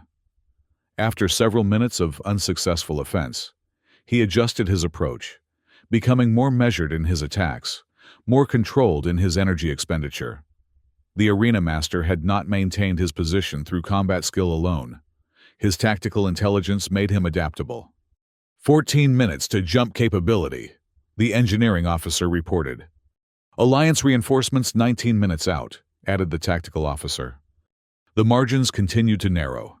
On the observation feed, the combat intensified as both participants recognized the tactical situation, extending beyond their immediate confrontation. Kororin executed a complex maneuver, using his lower arms to sweep at Nayland's legs, while his upper arms brought the staff down in an overhead strike. The combination was nearly impossible to defend against conventionally. Blocking one attack would leave her vulnerable to the other. But Nayland had learned from her defeat in the arena.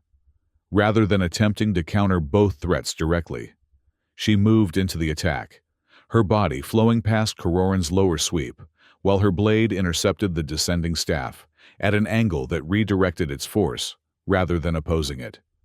The maneuver brought her inside Kororin's guard momentarily, a position of both opportunity and danger. She struck quickly, her blade scoring a shallow cut across one of his lower arms before his superior reach forced her to retreat. First blood had been drawn, a significant moment in ritual combat.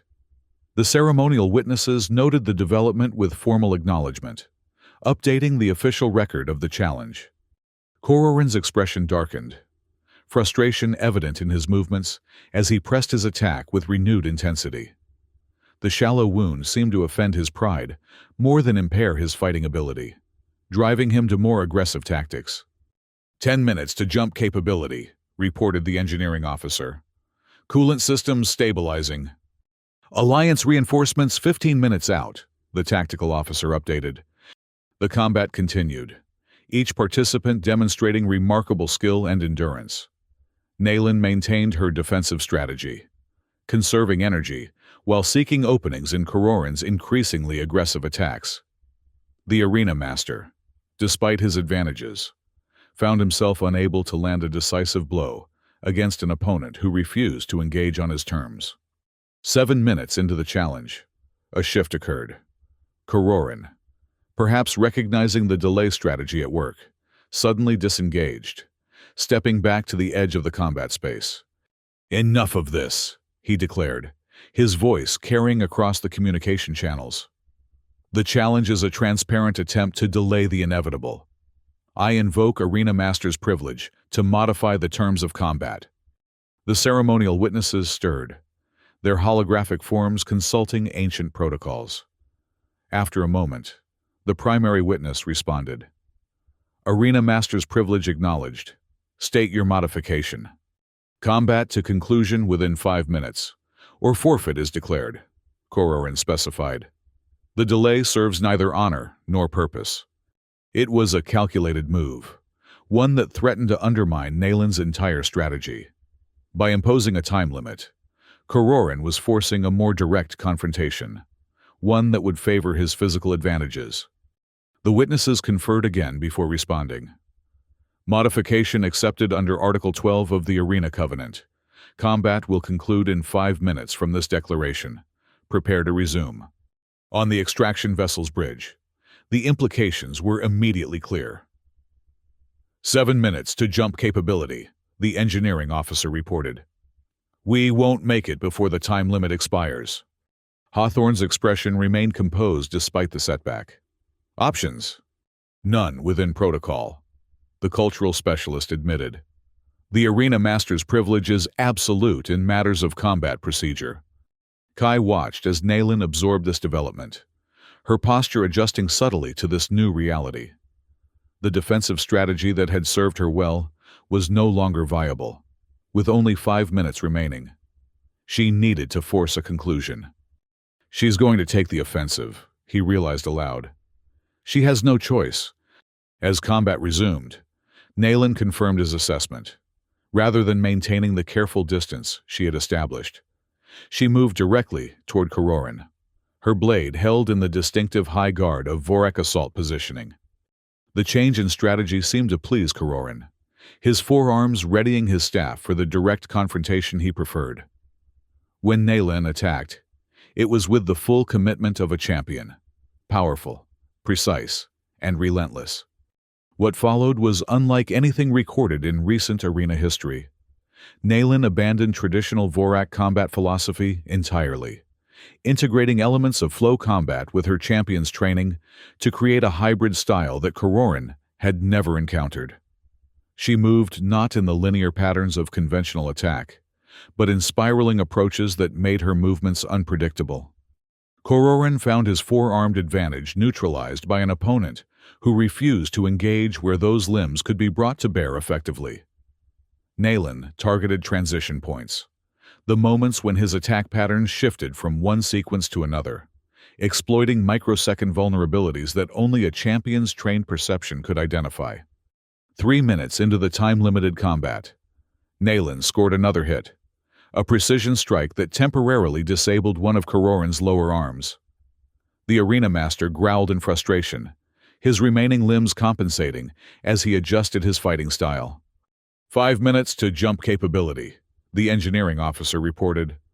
All systems aligned for immediate transition. Alliance reinforcements 10 minutes out, added the tactical officer.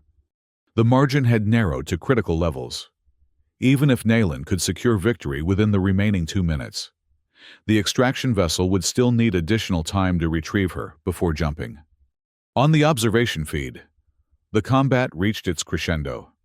Nayland executed a maneuver of extraordinary risk, deliberately exposing herself to a strike from Karoran's staff in order to close distance for a decisive attack. The staff connected with her shoulder, the energy discharge visibly damaging her ceremonial armor, but her momentum carried her forward. Her blade found its target, a precise strike to a nerve cluster at the juncture of Karoran's upper right arm and torso. The arena master's primary weapon arm seized, the staff dropping from suddenly unresponsive fingers. For a moment, victory seemed within reach. Nayland pressed her advantage, her blade moving toward Karoran's exposed neck in a strike that would force submission. But the arena master had not maintained his position through combat skill alone. With centuries of political maneuvering behind him, Karoran was not above bending the sacred rules when necessary. As Nayland's blade approached, he activated a personal shield, a technology explicitly forbidden in ritual combat. The energy field repelled her blade, the unexpected resistance throwing her off balance momentarily. Karoran seized the opportunity, his 3 functioning arms grappling Nayland in a hold that immobilized her weapon arm. "Violation," called one of the ceremonial witnesses. "Personal shielding is forbidden in ritual combat." "Arena Master's privilege," Karoran responded coldly. "I modify the terms to allow technological assistance." It was an unprecedented abuse of the privilege, one that violated the fundamental principles of the challenge. The witnesses conferred in obvious distress, their holographic forms flickering as they consulted protocols never designed to address such blatant manipulation. Before they could render judgment, Karoran addressed Nayland directly, his voice pitched to carry only to her. "Submit, and I will allow the Earth vessel to depart. Resist, and I will destroy it the moment the challenge concludes." It was a calculated offer, one that provided a path to achieving her primary objective at the cost of her personal freedom. Nayland's amber eyes met Karoran's, searching for deception.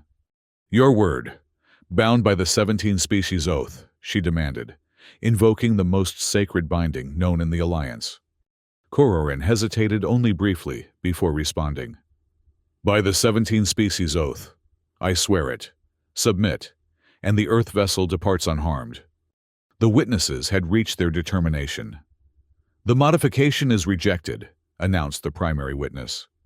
"The use of personal shielding violates the fundamental—" "I yield," Nayland declared, cutting across the witness's statement. "The challenge is concluded. Victory to Vex Karoran." The announcement sent shock through both vessels. On the extraction vessel's bridge, Hawthorne turned to Kai in confusion. Why would she submit when the violation was about to be ruled against Karoran? Kai studied the final moments of the encounter carefully, noting the private exchange that had occurred between the combatants. "She made a deal," he concluded, "our safety for her surrender." The ceremonial witnesses, bound by protocol, formally acknowledged the submission. The champion's challenge is concluded by voluntary yield, victory, and terms awarded to Vex Karoran of the Alliance.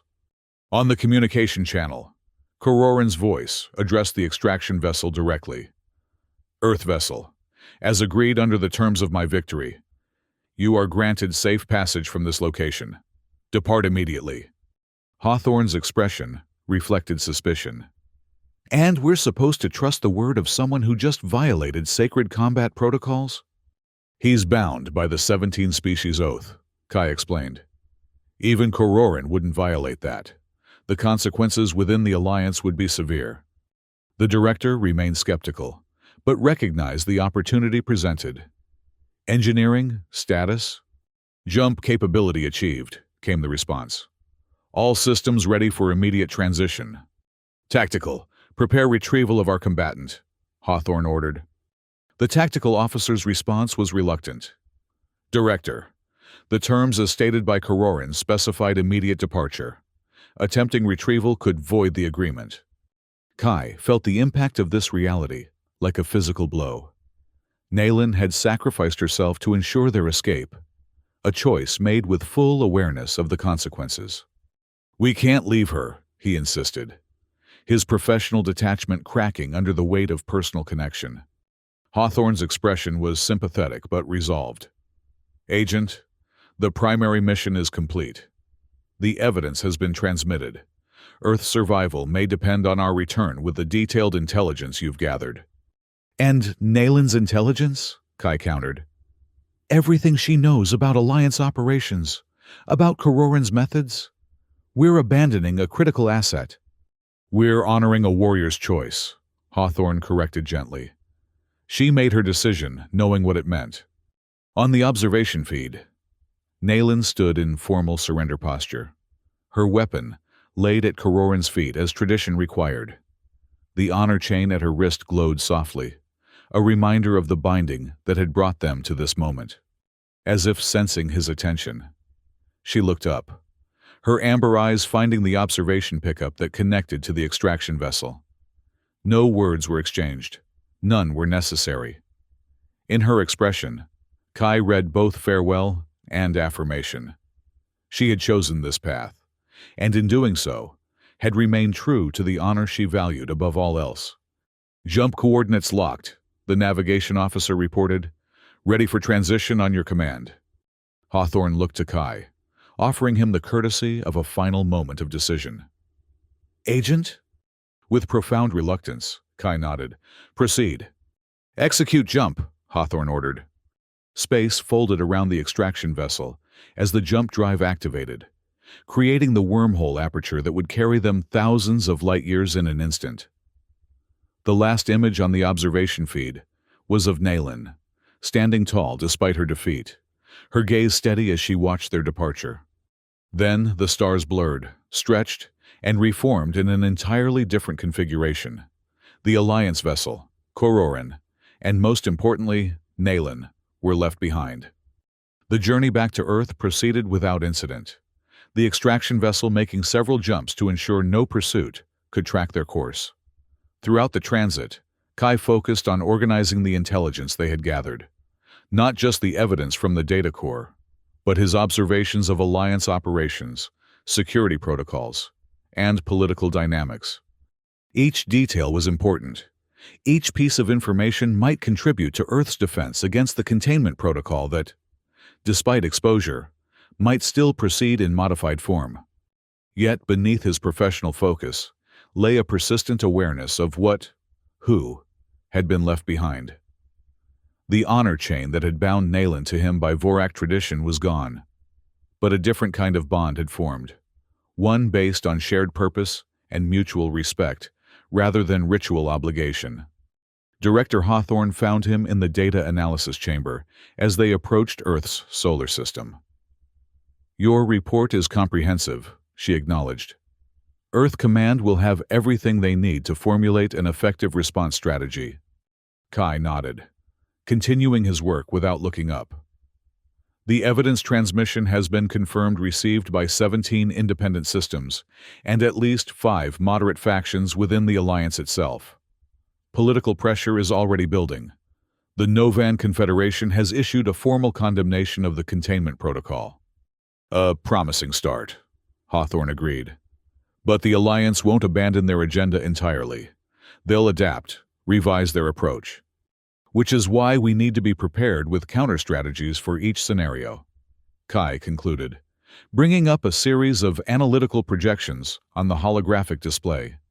Hawthorne studied him for a moment before speaking again. You're proposing a return mission, she observed, noting one particular projection that outlined infiltration parameters for Nexus Arena. Not proposing, Kai corrected. Planning. We left behind more than an ally. Director. We left behind someone who risked everything to expose the truth. That creates an obligation. An obligation that must be balanced against broader strategic considerations, Hawthorne countered, though her tone lacked the definitiveness that might have ended the discussion. Naylin's choice was her own. "And my choice is to ensure that choice wasn't made in vain," Kai responded, finally looking up from his work. She believed in something larger than herself, the principle that even enemies can find common ground in truth and honor. If Earth abandons that principle at the first test, what does that say about us? The question hung in the air between them, its implications extending beyond a single rescue mission to the fundamental values that would guide Earth's place in the galactic community. "Present your plan to Earth Command," Hawthorne said finally. "I'll support its consideration alongside other response strategies." It was as much as Kai could reasonably expect, an opportunity to make the case for a mission that many would view as unnecessarily risky compared to the priority of planetary defense. "Thank you, Director." Hawthorne moved to leave, then paused at the doorway. "For what it's worth, Agent, I believe she would have made a remarkable ally for Earth in the challenges ahead." "She still might," Kai replied, returning to his work with renewed determination. 3 months later, at a remote Earth colony training facility, a class of new recruits stood at attention as their instructors entered the training ground. The recruits represented Earth's response to the Alliance threat, an accelerated program to prepare specialized agents for operations in extraterrestrial environments. "Today, you begin actual combat training," announced the senior instructor. "The techniques you will learn combine Earth's flow combat methodology with elements of extraterrestrial disciplines that offer tactical advantages in various environments." The recruits maintained their disciplined formation as 2 additional figures entered the training ground. One human male, recognizable to some as the agent who had exposed the Alliance containment protocol, and beside him, a female figure with distinctive crimson hair and amber eyes that marked her as non-human. "Vorak combat principles emphasize commitment and power," the female instructor explained, her voice carrying across the training ground with natural authority.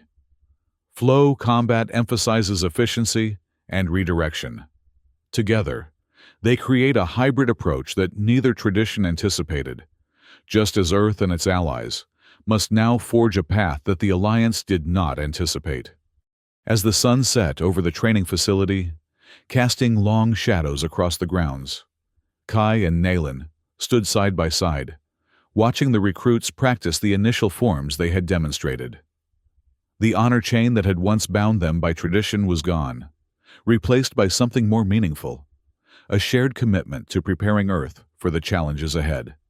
"They learn quickly," Naylin observed, nodding toward a recruit who had grasped a particularly difficult transition between Vorak power strikes and flow combat evasion. "They have good teachers," Kai replied. "And a compelling example of what's possible when different traditions find common ground."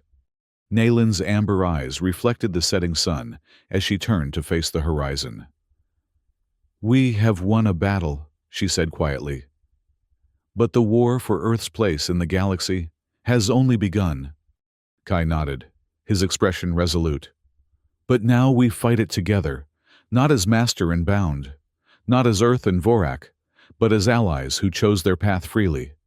In the fading light, they shared a moment of silent understanding before returning to their students. The evidence they had risked everything to obtain had changed the political landscape of the galaxy, forcing the Alliance to reconsider its approach to Earth. The containment protocol had been officially suspended, though few believed it had been abandoned entirely. What had changed most significantly was not the tactical situation, but the philosophical one. Earth had demonstrated that it would not be isolated, that it could find allies, even among traditional Alliance species, that principles of honor and truth could transcend the boundaries of origin and history. As darkness fell, the training continued under artificial lighting. The forms and techniques practiced there would be carried to distant worlds, to diplomatic missions and covert operations, to the ongoing effort to secure Earth's place in a galaxy that had once conspired to eliminate it. And at the center of that effort stood two figures from worlds apart, united by a shared vision of what could be, a future where strength came not from domination, but from understanding, where honor served truth rather than power, where different traditions could find common ground in shared principles. The war for Earth's survival continued, but now it would be fought on terms that neither the Alliance nor Earth had originally envisioned, terms defined not by the protocols of Nexus Arena or the containment strategies of power politics, but by the unexpected alliance forged between a human agent and a Vorak champion who had discovered something more valuable than victory: the recognition that across the vast differences of species and tradition, certain principles remained universal: the value of truth, the meaning of honor, and the power of choosing one's own path.